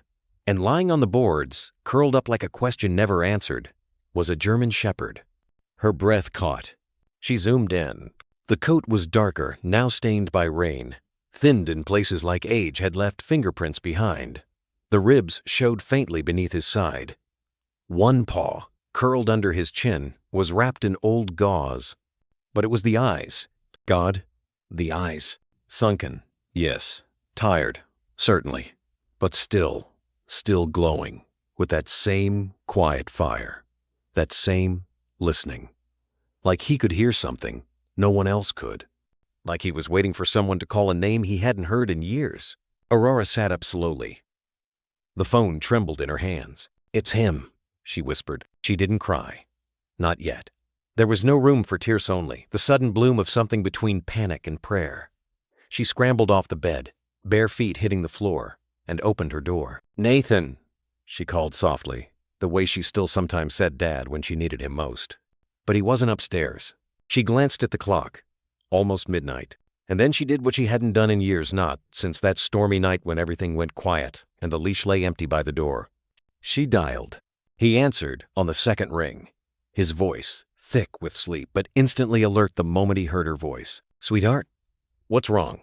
She couldn't form a full sentence at first. Just breath and one word. Shadow. A pause. Then, softer, like a sound pressed between disbelief and hope. What? I found him. I think I know it's him. She sent the post without another word, and the line went quiet. When Nathan finally spoke again, his voice cracked like it did when he talked about her mother. Not broken, just human. Pack your things, he said gently. We leave at first light. Nathan's fingers hovered over the keypad longer than usual before he hit send. The message was simple. His name is Shadow, my daughter's dog. He went missing years ago during a storm. We never stopped looking. I think you found him. Oh.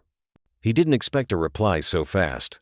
But Carl, the farmer, wrote back within minutes. He sleeps on my porch, doesn't come inside, but he listens when I speak. I'll keep him safe until you get here. There were a few more messages after that. Coordinates, suggestions. A park near the halfway point between their town's neutral ground, easy to find. Carl said he'd bring food and wait as long as it took. Nathan closed the laptop and turned toward the stairs. Aurora was already at the top, holding the leash. It had faded to a dusty gray, the clip slightly rusted, but she had never thrown it away, and in her other hand, crumpled but carefully held, was the fox toy. Its seams were fraying, the stuffing long gone, but its shape still held. "I want him to see it," she said softly, her voice not quite steady. "So he knows it's real." Nathan nodded. They packed in near silence, but not a heavy one. There was something reverent in the way Aurora folded the old blanket Shadow used to sleep on, pressing it against her chest before laying it into the duffel. She added his collar still etched with her number and the small tin of liver treats that had sat unopened in the pantry for over 3 years. Nathan checked the weather. Clear skies. They loaded into the truck before sunrise. Aurora wore her softest hoodie, the sleeves covering her fists. She stared out the window as the world brightened slowly around them, fields giving way to roads, small towns yawning awake in the early light. She hadn't said much, but halfway through, Nathan reached over and gently turned down the radio. "You really think it's him?" he asked, not as a skeptic, but like a father needing to prepare her heart. Aurora didn't look away from the window. "I know his eyes," she said, and that was that. The road stretched long and golden ahead, but for once, it didn't feel endless. It felt like it was leading home. The truck rolled to a stop under the shade of an old cottonwood tree, its branches swaying gently in the early afternoon breeze. The park was quiet, just a scattering of picnic tables, a weathered swing set, and the distant hum of summer insects. Nathan cut the engine. Aurora sat frozen in the passenger seat, her eyes locked ahead. There, beneath the gazebo, stood a man in a tan flannel shirt, Carl. He had a thermos in one hand and a leash in the other, but the leash dragged lightly against the grass, unused. Next to him, sitting low and alert, was a dog. Not the same dog they had lost, but somehow unmistakably him. Shadow's coat had dulled into a patchwork of grays and browns, weathered by sun and time. His frame was leaner now, edges sharper, a faint limp in his front paw, but his ears were still Allertone, slightly bent at the tip like before, and his eyes were still the color of dusk, and they were staring directly at Aurora. She opened the door gently. Her feet felt like they barely touched the gravel path as she walked forward. The fox toy clutched tight to her chest. Carl gave her a small nod, stepping aside silently. He didn't need an explanation. Not now. Aurora stopped a few feet away. Her voice was small, barely above a whisper. "Shadow?" The dog's ears twitched. His body didn't move, not at first. His eyes narrowed, confused, like a fog was lifting slowly. "Shadow?" She tried again, kneeling now, placing the toy softly on the ground. "It's me." And then his tail wagged once, then again. It wasn't frantic. It wasn't even sure. But it was there, familiar, a rhythm from another life. He took a single step forward, then another. Aurora didn't move. Her breath caught in her throat as he came closer, nose lifting, sniffing the air around her, searching. Remembering. His head tilted as he reached the toy. He nudged it with his snout, inhaling deeply, and then he looked up at her. Their eyes met. In that moment, time unraveled. Shadow let out a sound, not a bark, not a whine, but something raw, something that cracked through the years like lightning splitting wood. And then he ran, not away. To her. He surged forward and barreled into her chest, almost knocking her backward. Aurora let out a half laugh, half sob as his paws landed on her shoulders, his tongue frantic against her cheek. She wrapped her arms around him, burying her face in the scruff of his neck. "You came back," she whispered. "You came back to me." Nathan stood a few feet away, one hand pressed against his mouth. Even Carl had to look away, wiping something from the corner of his eye. Shadow leaned into her, as if trying to fold himself back into the shape he once knew. As if, after all this time, his compass had finally found north again. And Aurora just held him, rocking slightly, whispering old names, old promises. "You're home," she breathed. And for the first time in years, the wind didn't sound like absence. It sounded like return. Shadow didn't just leaf, launched himself into Aurora's arms as if the years apart had merely been seconds stretched by longing. His body quaked with something deeper than fear, deeper than joy, something primal, something sacred. His whines weren't just sounds, they were confessions of pain, of searching, of never forgetting. Aurora fell back onto the grass with a soft gasp, overwhelmed by the sudden weight of him ribs beneath her fingers, wet tongue on her cheeks, a tail that beat like a desperate drum against her legs.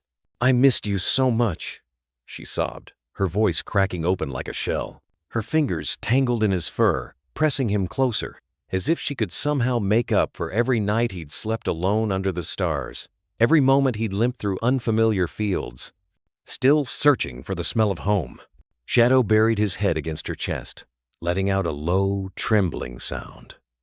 Not a bark, not a growl, but something in between, a sound that held all the broken years.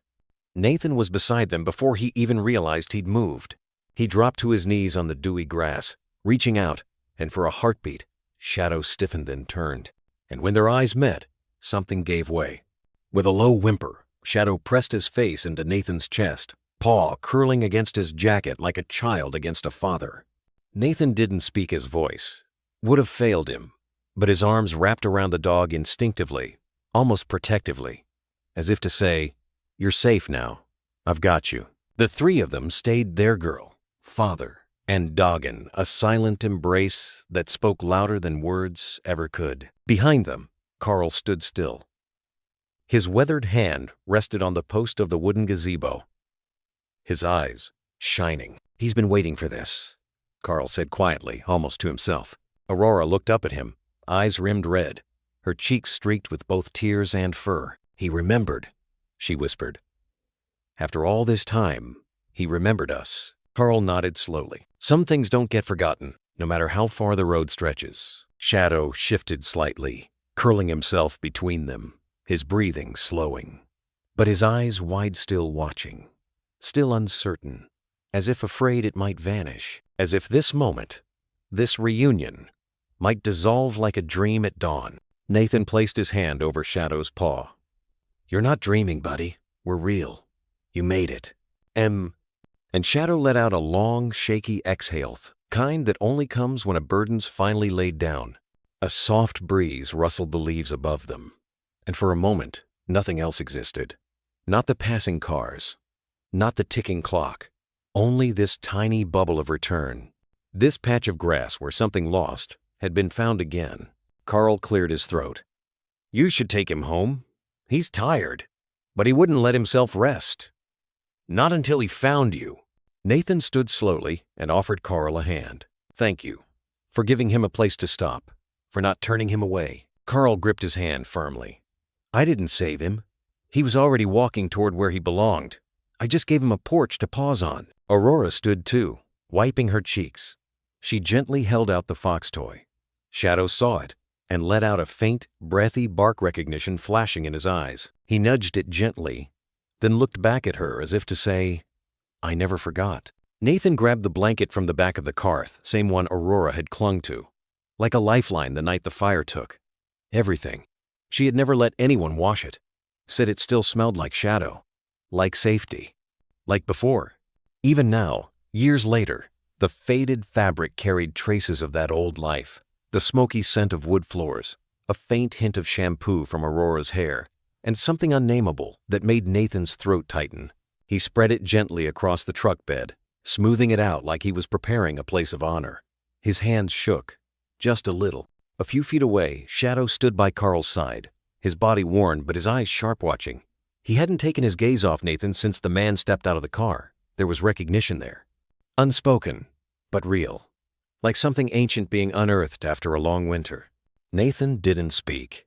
He didn't rush. He just waited, his hand resting quietly on the tailgate, heart pounding in his chest louder than it had in years. Shadow took one slow step forward, then another. He paused, turned back, ever so slightly, to look at Carl's man who'd fed him, sheltered him, kept him alive when the world had turned to silence. Carl bent down, running his fingers through the fur behind Shadow's ear. His voice was low, but steady. "It's okay," he said. "Go on, soldier. Your tour's over." Ugh. There was something final in those words. A kind of release. Not sadness. Not quite. Just reverence. And with that, Shadow moved. Not with the fear of a stray, not with the doubt of a lost soul, but with the quiet resolve of someone who knew exactly where he belonged. He climbed into the truck bed, circled once on the blanket that still held the scent of the girl who used to whisper secrets into his ear. Then he laid down, resting his chin on his paws, letting out a breath that seemed to carry 4 years of wandering in it. Nathan pressed a hand over his mouth. His eyes shimmered. He didn't try to stop the tears. Carl stepped back. "He waited," he said simply. "Even when I didn't think anyone was coming." Nathan turned to him, voice rough. "You saved his life." Carl shook his head. "He saved himself. I just gave him a porch." They stood in silence for a moment, watching Shadow settle like the last puzzle piece finally found its place. From the passenger seat, Aurora leaned out the window, eyes wide, both hands covering her mouth. She hadn't stopped crying since they pulled up, but now she was smiling through the tears. Nathan closed the tailgate gently, glancing one more time at the old shepherd now sleeping like a pup. "Let's take him home," he whispered. And as the truck rolled away down the dirt road, a breeze picked up carrying the scent of pine, smoke, and something softer, something that smelled like healing. Shadow didn't look back. He didn't need to, because this time he wasn't running toward a memory. He was riding home to it. The road home was quiet. Shadow lay curled in the back seat, pressed close to Aurora, his body barely rising with each shallow breath. Her hand rested on his side the entire ride, fingers tracing the lines of his ribs, his matted fur, the worn path he had walked alone for so long. She didn't speak, neither did Nathan. There was no need to fill the silence. The hum of the wheels on asphalt, the occasional chirp of a far-off bird, and the steady rhythm of Shadow's breathing were enough. Every once in a while, his ears would twitch at a familiar sound, a car horn, the rustle of wind through an open window, but he never lifted his head. It was as if, now that he had found them, he finally allowed himself to rest. When they pulled into the driveway, the late afternoon sun was draping golden light across the porch. The house looked almost exactly as it had the day he left. Same chipping paint, same squeaky step, same faint scent of cut grass and warm soil. But this time, he didn't approach with caution. He walked toward it with quiet recognition. Nathan opened the front door, and Shadow paused in the threshold for just a breath. Then he stepped in, his nails clicking softly against the wooden floor. Aurora trailed behind him, holding the old fox toy in both hands. "Come on, boy," she said gently. "It's all still here." Oh. Shadow moved slowly, his body stiff, but his nose worked overtime sniffing.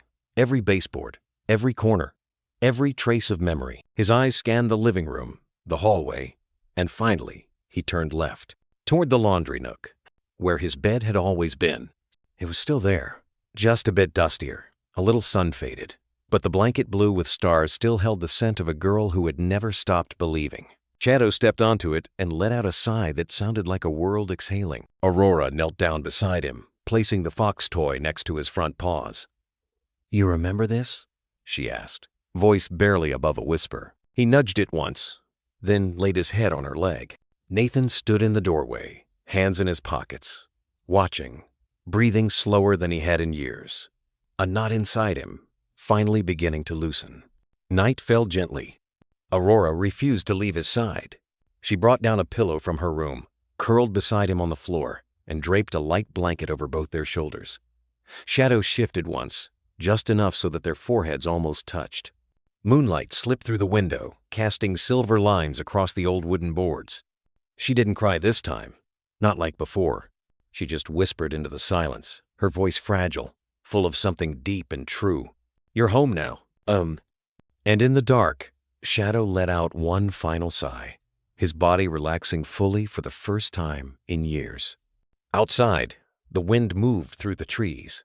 Inside, a heart that had waited finally knew it had arrived. The first morning back, the house was unusually still.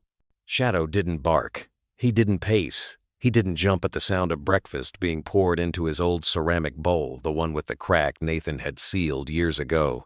Instead, he approached slowly, his gait hesitant, almost reverent, as if every step inside these walls was part of a memory he wasn't quite ready to trust. Aurora knelt beside the bowl. "It's okay," she whispered gently. "Nobody's taking it away." Shadow sniffed at the food, then looked up at her. She didn't rush him. When he finally took a bite, it was small, careful, as though his body had forgotten how to eat in peace. But it was a start.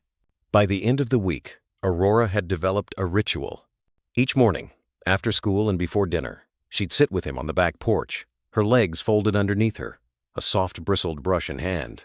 His coat, once tangled with burrs and dried blood, began to shine again, not the glossy black of his youth, but something older, weathered, and beautiful in its own way. She worked in silence most days, brushing through the rough patches, whispering stories he didn't need to understand. He'd close his eyes, lean into her touch, and let her untangle more than just his fur. Sometimes, Nathan would watch from the window, coffee cooling in his hands, heart quietly undoing years of grief one brushstroke at a time. One afternoon, as Shadow tried to follow Aurora up the back steps, he stumbled. Nathan was there in 2 strides, catching him under the belly before he could fall. "It's okay, buddy," he said, voice low.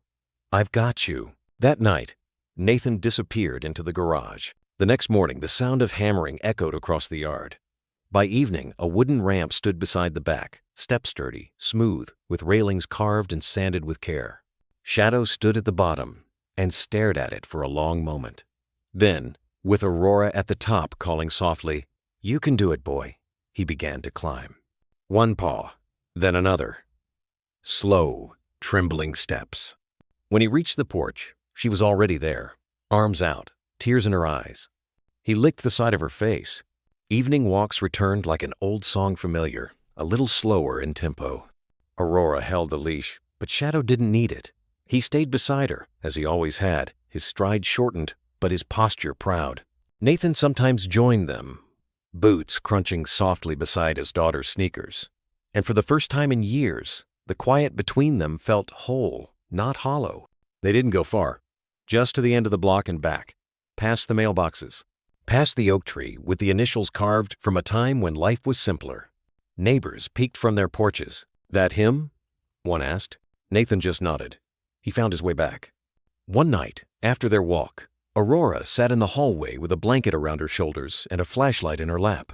Shadow lay across her feet, his breathing steady, his eyes watching the shadows dance on the wall. "You know," she said softly, "I used to think maybe you forgot me." Still, Shadow shifted, nose pressing into her ankle. "But I think you remembered the whole time. You just had to keep going, didn't you?" His tail gave one tired thump. Nathan passed by, pausing in the doorway. He didn't speak, just looked at them, a quiet weight in his throat. "I don't know who saved who," Aurora whispered, brushing her fingers over Shadow's ear. "But I'm glad we all made it." The next morning, when Shadow ate his breakfast, there was no hesitation. And in that small act an old dog, eating with trust something unspoken, healed between them all.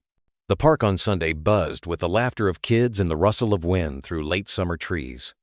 A blue frisbee arced through the air, dogs barked in delight, and someone played an old radio near the bench, the melody worn and warm. Aurora held Shadow's leash gently as they walked along the edge of the open field. His steps were steady, now not, strong like they once were, but sure, like he knew this space wasn't a battlefield, just grass, sky, and echoes of joy. A little boy in a red shirt approached them, holding a stick almost as long as his arm. "Can I throw it for him?" the boy asked, eyes wide. Aurora opened her mouth to answer but paused. She looked at Shadow. The old shepherd stood still, eyes fixed on the stick.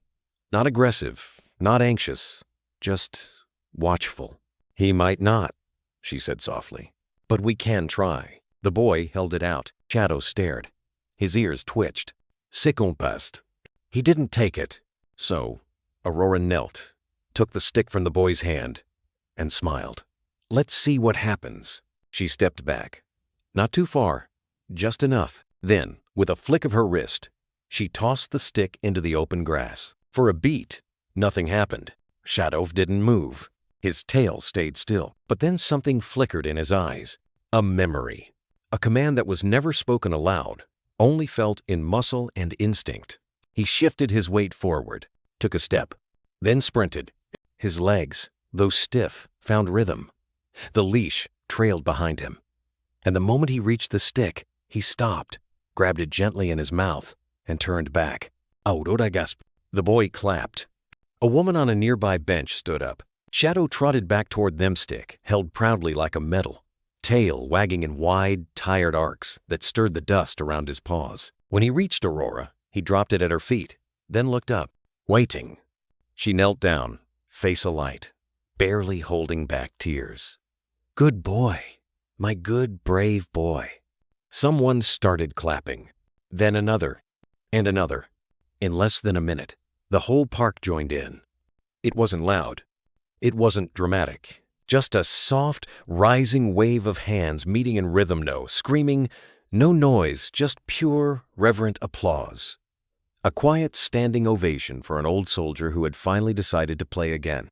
It started with one boy, hands clasped to his chest, eyes wide as saucers. Then his mother joined in, clapping slowly. And soon others followed, dozens of strangers in the park drawn into a still, golden moment they didn't quite expect, but instinctively knew was sacred. There were no cell phones pulled out. No one yelled "good boy" across the lawn. They just stood, still and in awe, letting their palms speak for them. Shadow stood motionless at first, the stick still damp between his teeth. His ears twitched toward the sound.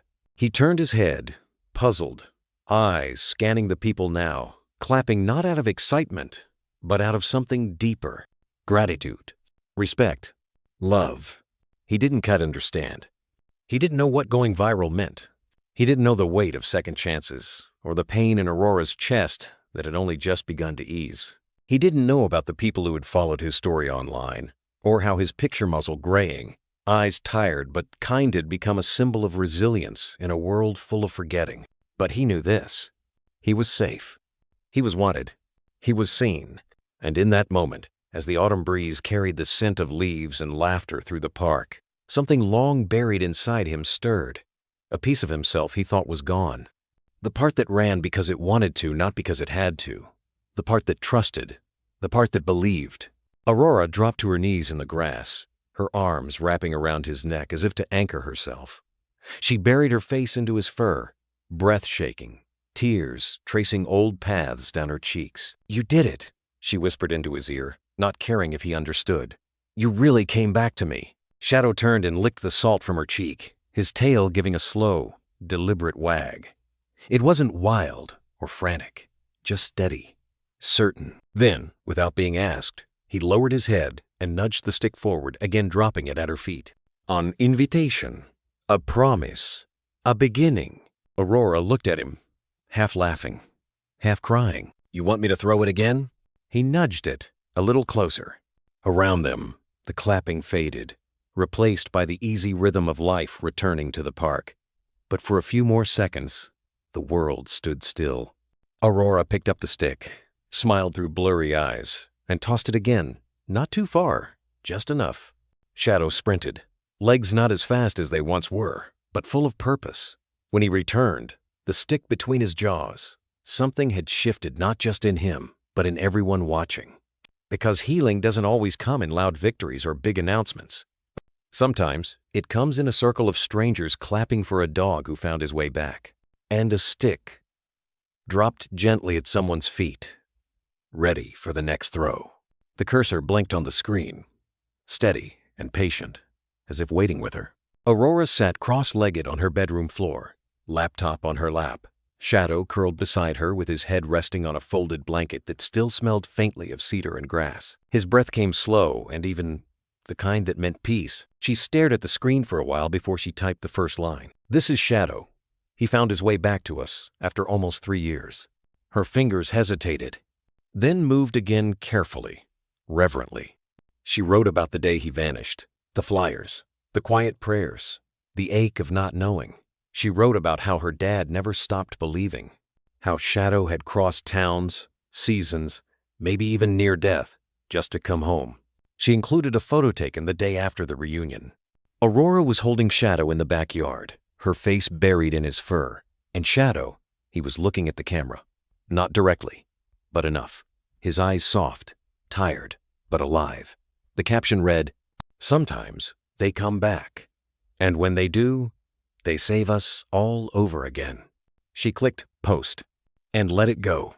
By the next morning, her phone wouldn't stop buzzing. The comments poured in first, then shares, then messages, and then something she hadn't expected: letters. Emails from people she didn't know. Photos of other dogs, some still missing, some found, some gone, but never forgotten. One message read, "My dog passed away last year. I haven't stopped crying until today. Your Shadow gave me something I didn't know I needed: hope." Another, "My brother served in K-9 unit overseas. Shadow's eyes remind me of his partner. Thank you for reminding the world that heroes have 4 legs too." End of tray. And another, with a child's crayon drawing, attach a scribbled picture of a girl hugging a big dog, both with wide smiles. The caption said in shaky handwriting, "I wish your dog lives forever." Aurora read them all, every word. Nathan brought in boxes from the porch, letters, cards, even handmade collars and treats. She showed each one to Shadow. Sometimes he sniffed them, sometimes he just thumped his tail. But when she read them aloud, he always looked at her with those calm, knowing eyes, like he understood more than she would ever guess.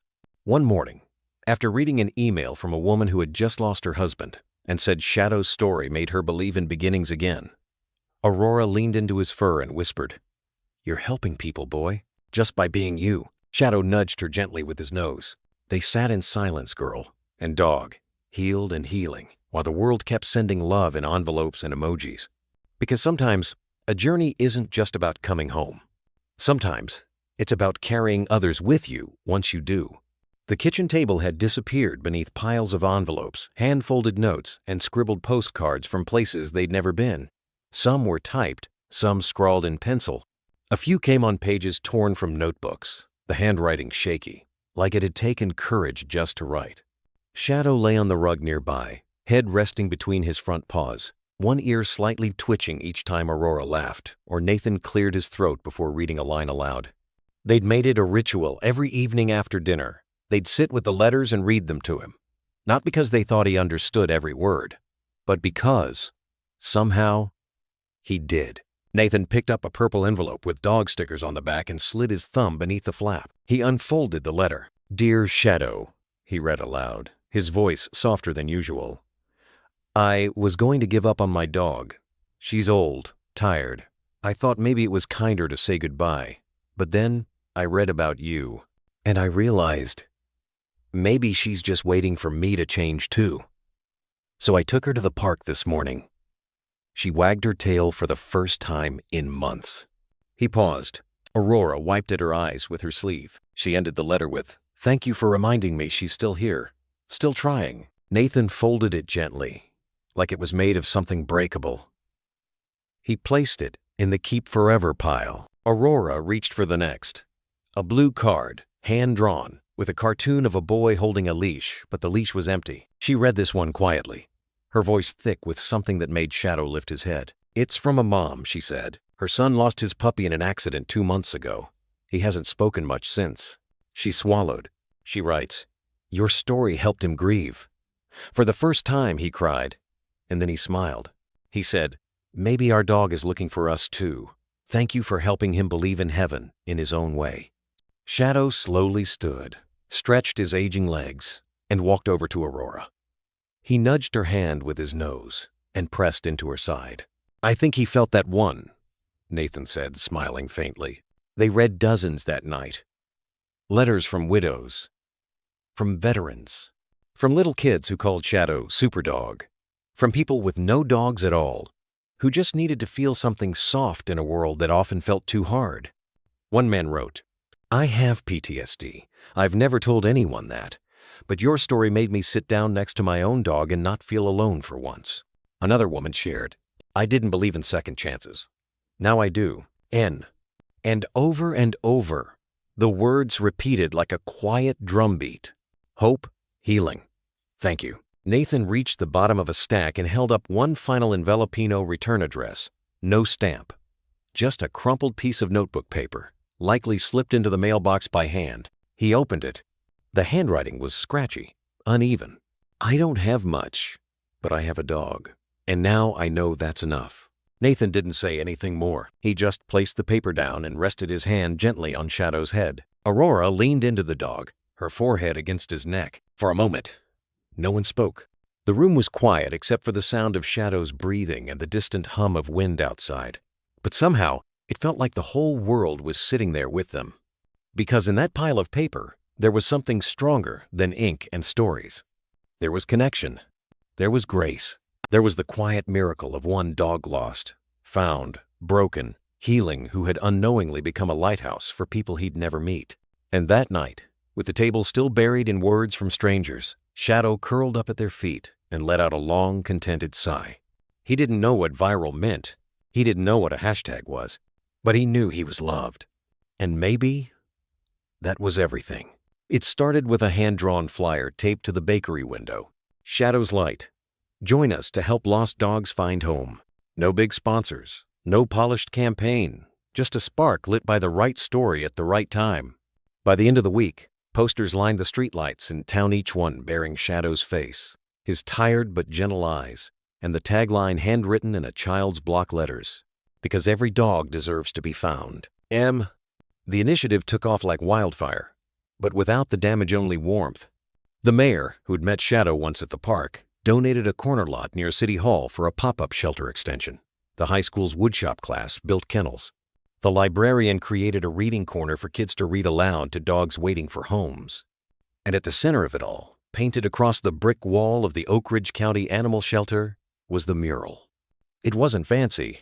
No glossy finish, no perfection in the brushstrokes, but it was honest. Towering 6 feet tall, it showed Shadow sitting under a porch light, his head slightly tilted, eyes watchful but soft. Beneath him, the words, "Welcome home, no matter how long it takes." Aurora stood with Nathan as they watched the final touches go up. A group of elementary school kids were clustered nearby, holding donation jars made from peanut butter containers, filled with coins and tiny folded bills. One little girl handed Aurora a crumpled envelope that said simply, "For Shadow's friends." Inside was $1.17 and a drawing of a dog with wings. Nathan had to turn away for a moment. Carl showed up, too quiet as ever. He walked straight over to Shadow, who now wore a collar with a tag engraved, "Always Found."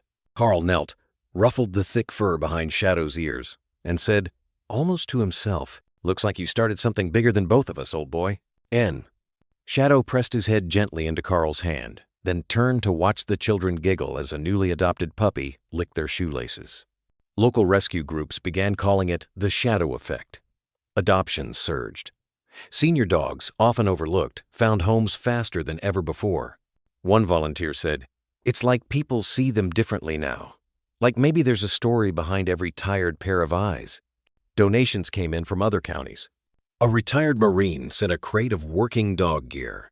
A woman from Colorado offered to cover medical bills for every dog over the age of 10 that came through the shelter that month. Even strangers who had never set foot in the town wrote in.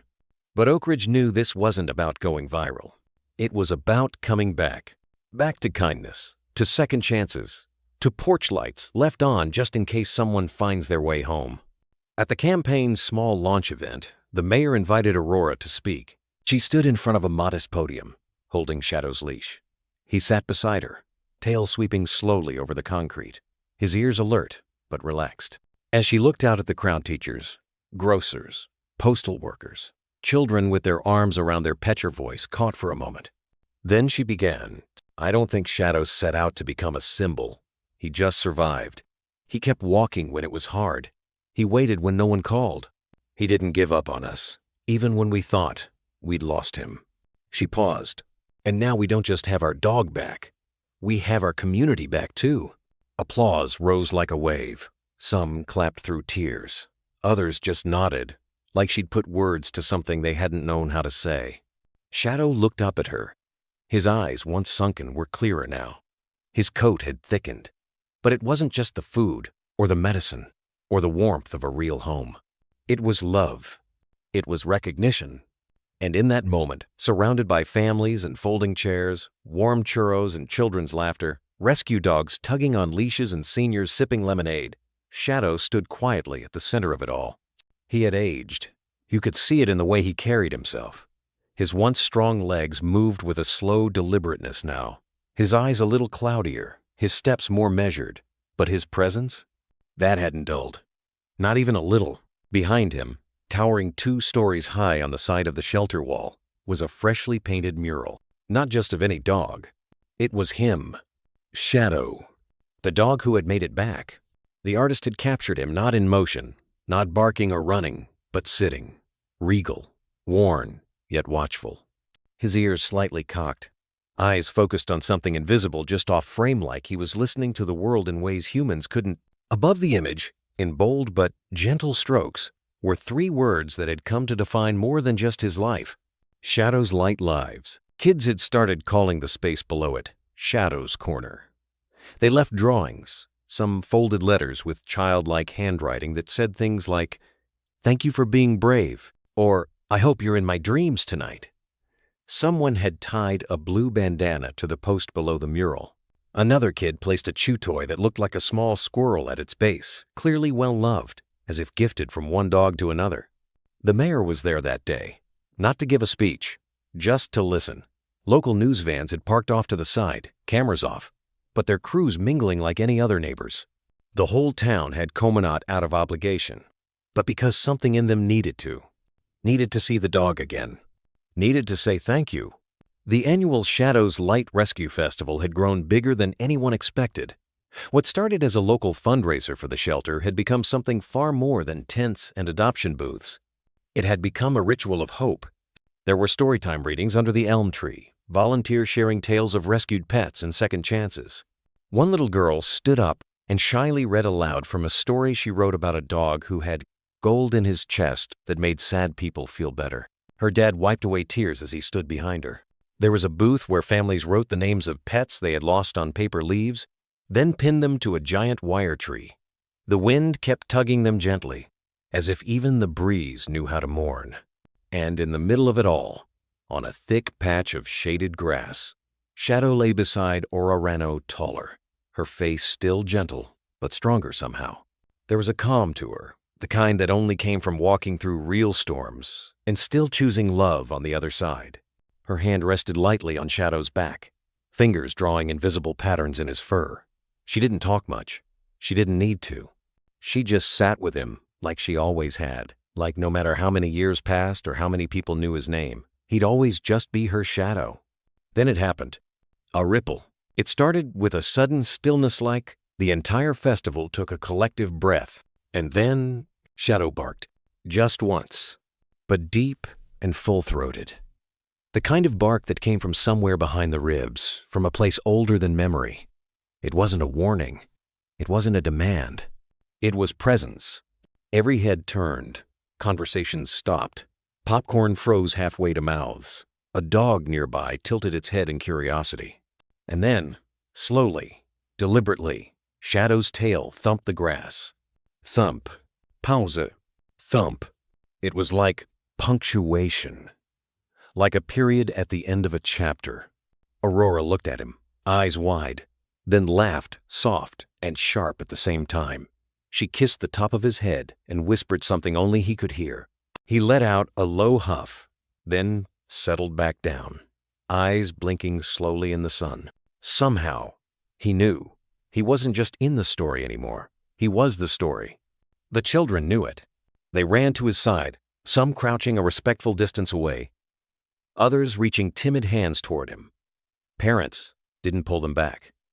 They didn't have to. The kids approached him the way you approach a statue in a cathedral, eyes wide, hearts open. A boy with a hearing aid knelt beside Shadow and signed something with his small hands. Shadow looked at him, head tilted.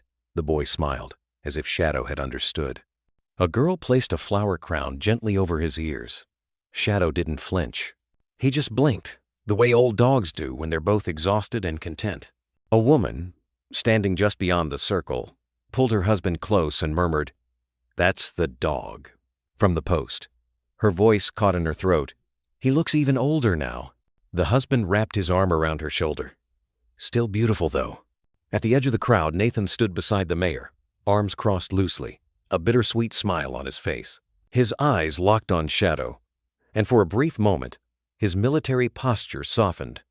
You could see it in the way his jaw unclenched, how his hand unconsciously grazed the scar beneath his sleeve. That dog had given something back to him too. Not just his daughter, not just his home, but belief, the kind that breaks quietly in men like him when the world doesn't make sense anymore. And now, it was mending. Nathan took out his phone not to record, but to glance at the time. Then he turned to Aurora and nodded. She smiled back and leaned down. "Ready to head home, old man?" Shadow shifted, joints stiff but spirit willing. He rose slowly, shaking out his coat as if waking from a long nap. The kids parted to make room, like petals folding from the center of a flower. And as Aurora and Nathan began walking toward the truck, Shadow followed his gait uneven, but his eyes steady. The sun dipped lower, casting a golden halo over the mural behind him. And for just a second, it looked like Shadow's painted image turned to watch him walk away. A dog stepping out of memory and into myth. Not because he was perfect, but because he was proof that even the lost can come home, that even the broken can heal, that even an old dog, with nothing left to prove, can still teach a whole town how to love again. And as the shadows stretched across the grass, they followed him quiet and long, like the story would go on forever. The years did not ask permission. They arrived softly, like the first frost on the window pane or the hush that falls before dawn, gentle, but certain. Shadow was older now. No one needed to say it aloud. It was in the way he moved, slower, more deliberate, like every step measured the memory beneath it. His once dark muzzle had silvered like moonlight brushed across his fur. His breaths, while steady, came with a soft rasp, the kind age gives without apology. But he was still there. Every morning, like clockwork, he lumbered to the porch and lay down facing the yard, the same yard where he once darted after leaves with the fierce joy of youth. Now, he simply watched. Children walked by on their way to school, some waving, some stopping to scratch behind his ears. Their parents smiled and whispered, "That's Shadow, the one from the story." He had become part of the town's rhythm, like church bells or the changing of leaves. Inside, Aurora grew tuteler, wiser, her once childish sketches now filled with depth and grace. She often sat beside Shadow with her drawing pad, sketching him as he dozed, always capturing the soul behind the eyes. When he was restless, she would gently hum, and he would settle again, his tail tapping faintly against the porch wood. Sometimes, he'd still fetch. Just once. A short run. A soft return. Then he'd lie down and look up as if to say, "That's enough for today." Nathan built a small step beside the porch to help Shadow get up and down. He oiled the hinges on the gate so Shadow's ears wouldn't flick in irritation every time it creaked. He placed a thick mat beside the fireplace and, at night, covered Shadow with an old quilt Aurora had stitched years ago, its corners frayed, its warmth still faithful. There was one evening quiet, like most had become when the shift of time felt closer. The house was still. Aurora had fallen asleep on the couch, sketchbook open across her knees. The soft scratch of pencil had given way to the rhythm of her breathing. Outside, wind moved through bare trees like memory passing through fingers. Nathan came downstairs for a glass of water. That's when he saw them. Shadow was lying beside the couch, one paw stretched out protectively near Aurora's foot. His head, grizzled and worn, rested gently on the open pages of her sketchbook. The drawing beneath him was half-finished, a portrait of him curled beside the porch railing, watching the world with tired, loyal eyes. His own eyes were closed now. Not in distress, not in pain, just resting. Nathan didn't move. He stood in the doorway, one hand still on the banister. A strange ache bloomed in his chest, soft, sharp, impossible to name. He took in the scene. The girl, the dog, the silence, and time. How it took, how it gave, how it never asked. He stepped closer, kneeling beside Shadow. The old dog opened one eye lazily, blinked, then gave a tired huff as if to say, "Still here, old friend." Nathan reached out and stroked behind his ear, fingers sinking into the thick, worn fur. "You watching over her again?" he whispered. Shadow didn't answer. He didn't have to, because that's what he had always done from the first day Aurora tugged at his ears as a toddler, to the night she cried into his fur after nightmares, to now, as her world expanded and is gently narrowed. Seasons change, but some things, some bonds do not fade. They soften, maybe, but they stay. The trees had turned to fire. Amber, gold, crimson, the kind of colors that didn't shout but whispered soft and final. The air held that peculiar stillness only autumn brings, crisp, clear, and tender. It was the kind of day that wrapped around the skin like a well-worn sweater. A day that felt like goodbye even if no one said the word. Shadow walked beside them, slow but steady. Nathan held the leash, though it wasn't necessary. Shadow didn't pull, didn't stray. His paws patted against the leaf-littered path like he was walking through memory. Aurora walked on his other side, close enough that her hand brushed his shoulder with each step. It had become their Sunday ritual, the woods, the path, the lake at the end of it. But this time was different. They all knew it. Nathan had said that morning, voice tight behind his smile. "Let's take him out there, just once more." So they did. Aurora had packed his favorite blanket and tucked it under her arm. Nathan carried a thermos of tea, though no one really drank it. And Shadow carried something in his eyes that didn't need words. They passed the old oak with the initials carved in its bark, past the moss-covered log where Aurora once tripped and laughed so hard she cried. The forest smelled like damp earth and the last breath of summer. Squirrels rustled in the branches. A crow called once, then fell silent. When they reached the clearing by the lake, no one spoke. It was Shadow's place, his favorite. The bench still stood facing the water, weathered, cracked, but sturdy. It had been their spot for years. The place where Aurora learned to throw a stick, where Nathan sat during long talks about school and growing up, where Shadow once barked at his own reflection and chased ripples until the sun sank. Now, he simply stood and stared. Nathan unhooked the leash, and Shadow stepped forward, slow and deliberate. His joints were stiff, his breath shallow, but his tail gave a faint wag as he reached the bench. He turned in a circle once, then again, then eased himself down on the cool earth. His head rested against the blanket Aurora had spread beside him. One paw twitched, then stilled. He looked out over the water as if watching something only he could see. Nathan sat beside him on the bench.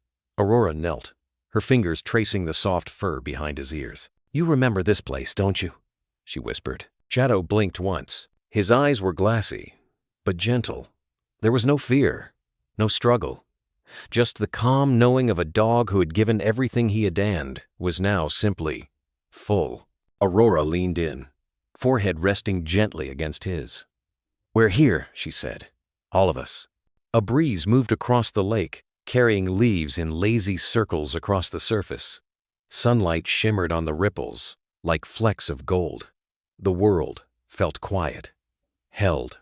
Nathan reached over and placed a hand on Shadow's side, feeling the slow rise and fall beneath his palm. "I used to come here to think," he murmured. "But you always seemed to know. You'd show up and just sit. You never needed to say anything, you just stayed." Aurora sniffed and smiled through her tears. "You always stayed." Shadow gave a soft, low sigh. Not from pain. Not from exhaustion. Just peace. Nathan looked at his daughter, then at the dog, between them the thread that had stitched their lives back together. "Thank you," he said. 3 words. So small, so late, so full. They stayed there as the sun dipped lower, painting long shadows through the trees. Time didn't rush. It paused, just for them, as if even the earth knew this was his last walk. And it was enough. The backyard was quiet now. Not silent, never truly silent, with the rustle of leaves and the wind threading through the fence. Slats, but quiet in a way that felt new, hollow, reverent. Nathan stood beneath the old maple tree, sleeves rolled up, fingers stained with varnish. A small wooden marker rested in the soft earth before him. Simple, honest, made by his own hands. The way he believed good things should be made. The engraving was shallow but clear. Shadow, the dog who never gave up. He exhaled, slow and unsteady. His knees cracked as he knelt, pressing one palm to the fresh soil. It was the spot where Shadow had always napped on summer afternoons, shaded by the tree, close to the porch, but just far enough to watch the street like a sentry. He'd have liked it here, he said softly. Behind him, Aurora stood barefoot on the grass, arms folded around an old toy frayed rope Shadow had once tugged with a force that could lift her off the ground. Now, she held it like something sacred. He was always watching, she whispered. Like he knew we needed him to. Nathan turned, eyes damp, and opened one arm. She walked into it without hesitation. No words, just the shared understanding of loss and love and what it meant to let go without truly losing. Weeks passed. Leaves fell. Time did what time always does, it softened edges without asking permission. Aurora, now nearly grown, laced up her sneakers and stepped into the warmth of the animal shelter. The walls smelled like detergent and fur, a blend of fresh starts and broken hearts. She knew the rhythm now: mornings of barking, afternoons of cautious wagging, and evenings where silence clung to the cages like dust. She made her rounds with practiced patience, brushing coats, refilling bowls, murmuring comfort in tones softer than the overhead lights. And then she came to the last kennel on the left. Inside huddled a mutt, maybe part lab, part who knows what. His eyes were the color of wet stone. His body curled so tightly into the corner that he seemed to vanish beneath his own fear. No barking, no growling, just that look she would never forget. Aurora lowered herself slowly to the floor, crossing her legs, hands resting in her lap. "Hey," she said gently, voice barely more than breath. "It's okay. You don't have to come out. I just want to sit with you." The dog trembled. She waited, and then, after a long while, she spoke again, words she hadn't said out loud in years. "I knew someone once," she began, eyes misting. "He was big, brave, a little broken, but he found his way back." The dog's ears flicked. She smiled, just a little. He didn't give up, even when it hurt, even when he was lost. And when he came home, he reminded us what hope looks like. The tail twitched. "You're going to be okay," she whispered. "You will, I promise." And for the first time since arriving at the shelter, the dog lifted his head. Not much, not fast, but enough. Enough to believe. That night, as Aurora walked home under a sky freckled with stars, the streetlights flickering like they too were remembering something, she glanced up and smiled to herself. Not a wide grin. Not the kind of smile made for photos, but a small, private one, the kind that grows quietly in the corner of your mouth when you know something beautiful no one else can quite see. Shadow wasn't gone. He hadn't disappeared when the blanket was folded away, or when the collar was placed gently on the shelf beside old photographs. He hadn't faded with time. If anything, he had become more present in the silence than he ever was in the noise. He was in the way Aurora walked slower beside older dogs, now matching their pace instead of urging them to catch up. In the way she crouched low to meet their eyes, not as a trainer, not even as a volunteer, but as someone who understood what it felt like to be afraid, to be cautious, to want to trust and not know how. He was in the subtle moments, the way she noticed the twitch of an ear, the nervous shuffle of paws, the hesitant glance that other people might miss, the language spoken without words, the quiet plea beneath the bark, the sigh behind the growl. Shadow had taught her to listen, to see beyond what was shown, to feel the story in a scar, to understand that healing rarely announces itself. It arrives slowly, in inches and whispers, in the steady return of things once lost. A wag, a step forward, a moment of stillness without fear. He was in her voice now, the way it softened when she said, "It's okay," and meant it. The way she stayed beside the trembling ones until they stopped trembling. The way she didn't flinch when a dog flinched first. She just stayed, like he had stayed with her. He was in the second chances she gave. In the leashes, she held gently but firmly. In the treats, she offered not as rewards, but as invitations. Every action said the same thing. "I see you. I'm not leaving." In every kennel she walked past, every frightened tail tucked between legs, Shadow walked with her. Not as a ghost, but as something woven into her way of being. He had become more than memory, more than a dog, more than the story people cried over on the internet. He had become part of her spine, her breath, her kindness, the kind that doesn't just save dogs but honors them, the kind that doesn't fade when the lights dim, but lives on in each soft pat, each whispered promise, each dog who finally lays down to rest with eyes half closed and body unguarded. As Aurora turned the corner toward home, the stars blinked quietly overhead, as if winking at an old friend. She tucked her hands into her jacket, her heart full not with sadness, but with something steadier, something that glowed even in the quiet. Shadow wasn't behind her. He was in every step forward. In the quiet aftermath of Shadow's journey, what lingers is not just the story of a lost dog finding his way home, but a reminder of something deeper, the resilience of love. Through every trembling step, every hesitant wag, every moment of healing, Shadow became more than a German shepherd. He became a bridge between silence and trust, between pain and recovery, between the past and the promise of new beginnings. This story is a testament to the unspoken bond between humans and animals, especially the incredible loyalty and intelligence of German shepherds. They are not just protectors, they are family. They remember. They forgive. They show us what it means to keep going, even when the world feels too heavy. Shadow's legacy is one of second chances, of choosing empathy over fear, of opening our hearts to those who cannot speak but still understand. He taught a town to believe again, inspired strangers to act, and gave a little girl the strength to become someone else's light. And maybe, in every wagging tail we meet, every shelter we support, every life we choose to save, we carry a piece of Shadow with us. Because sometimes, hope walks on four legs.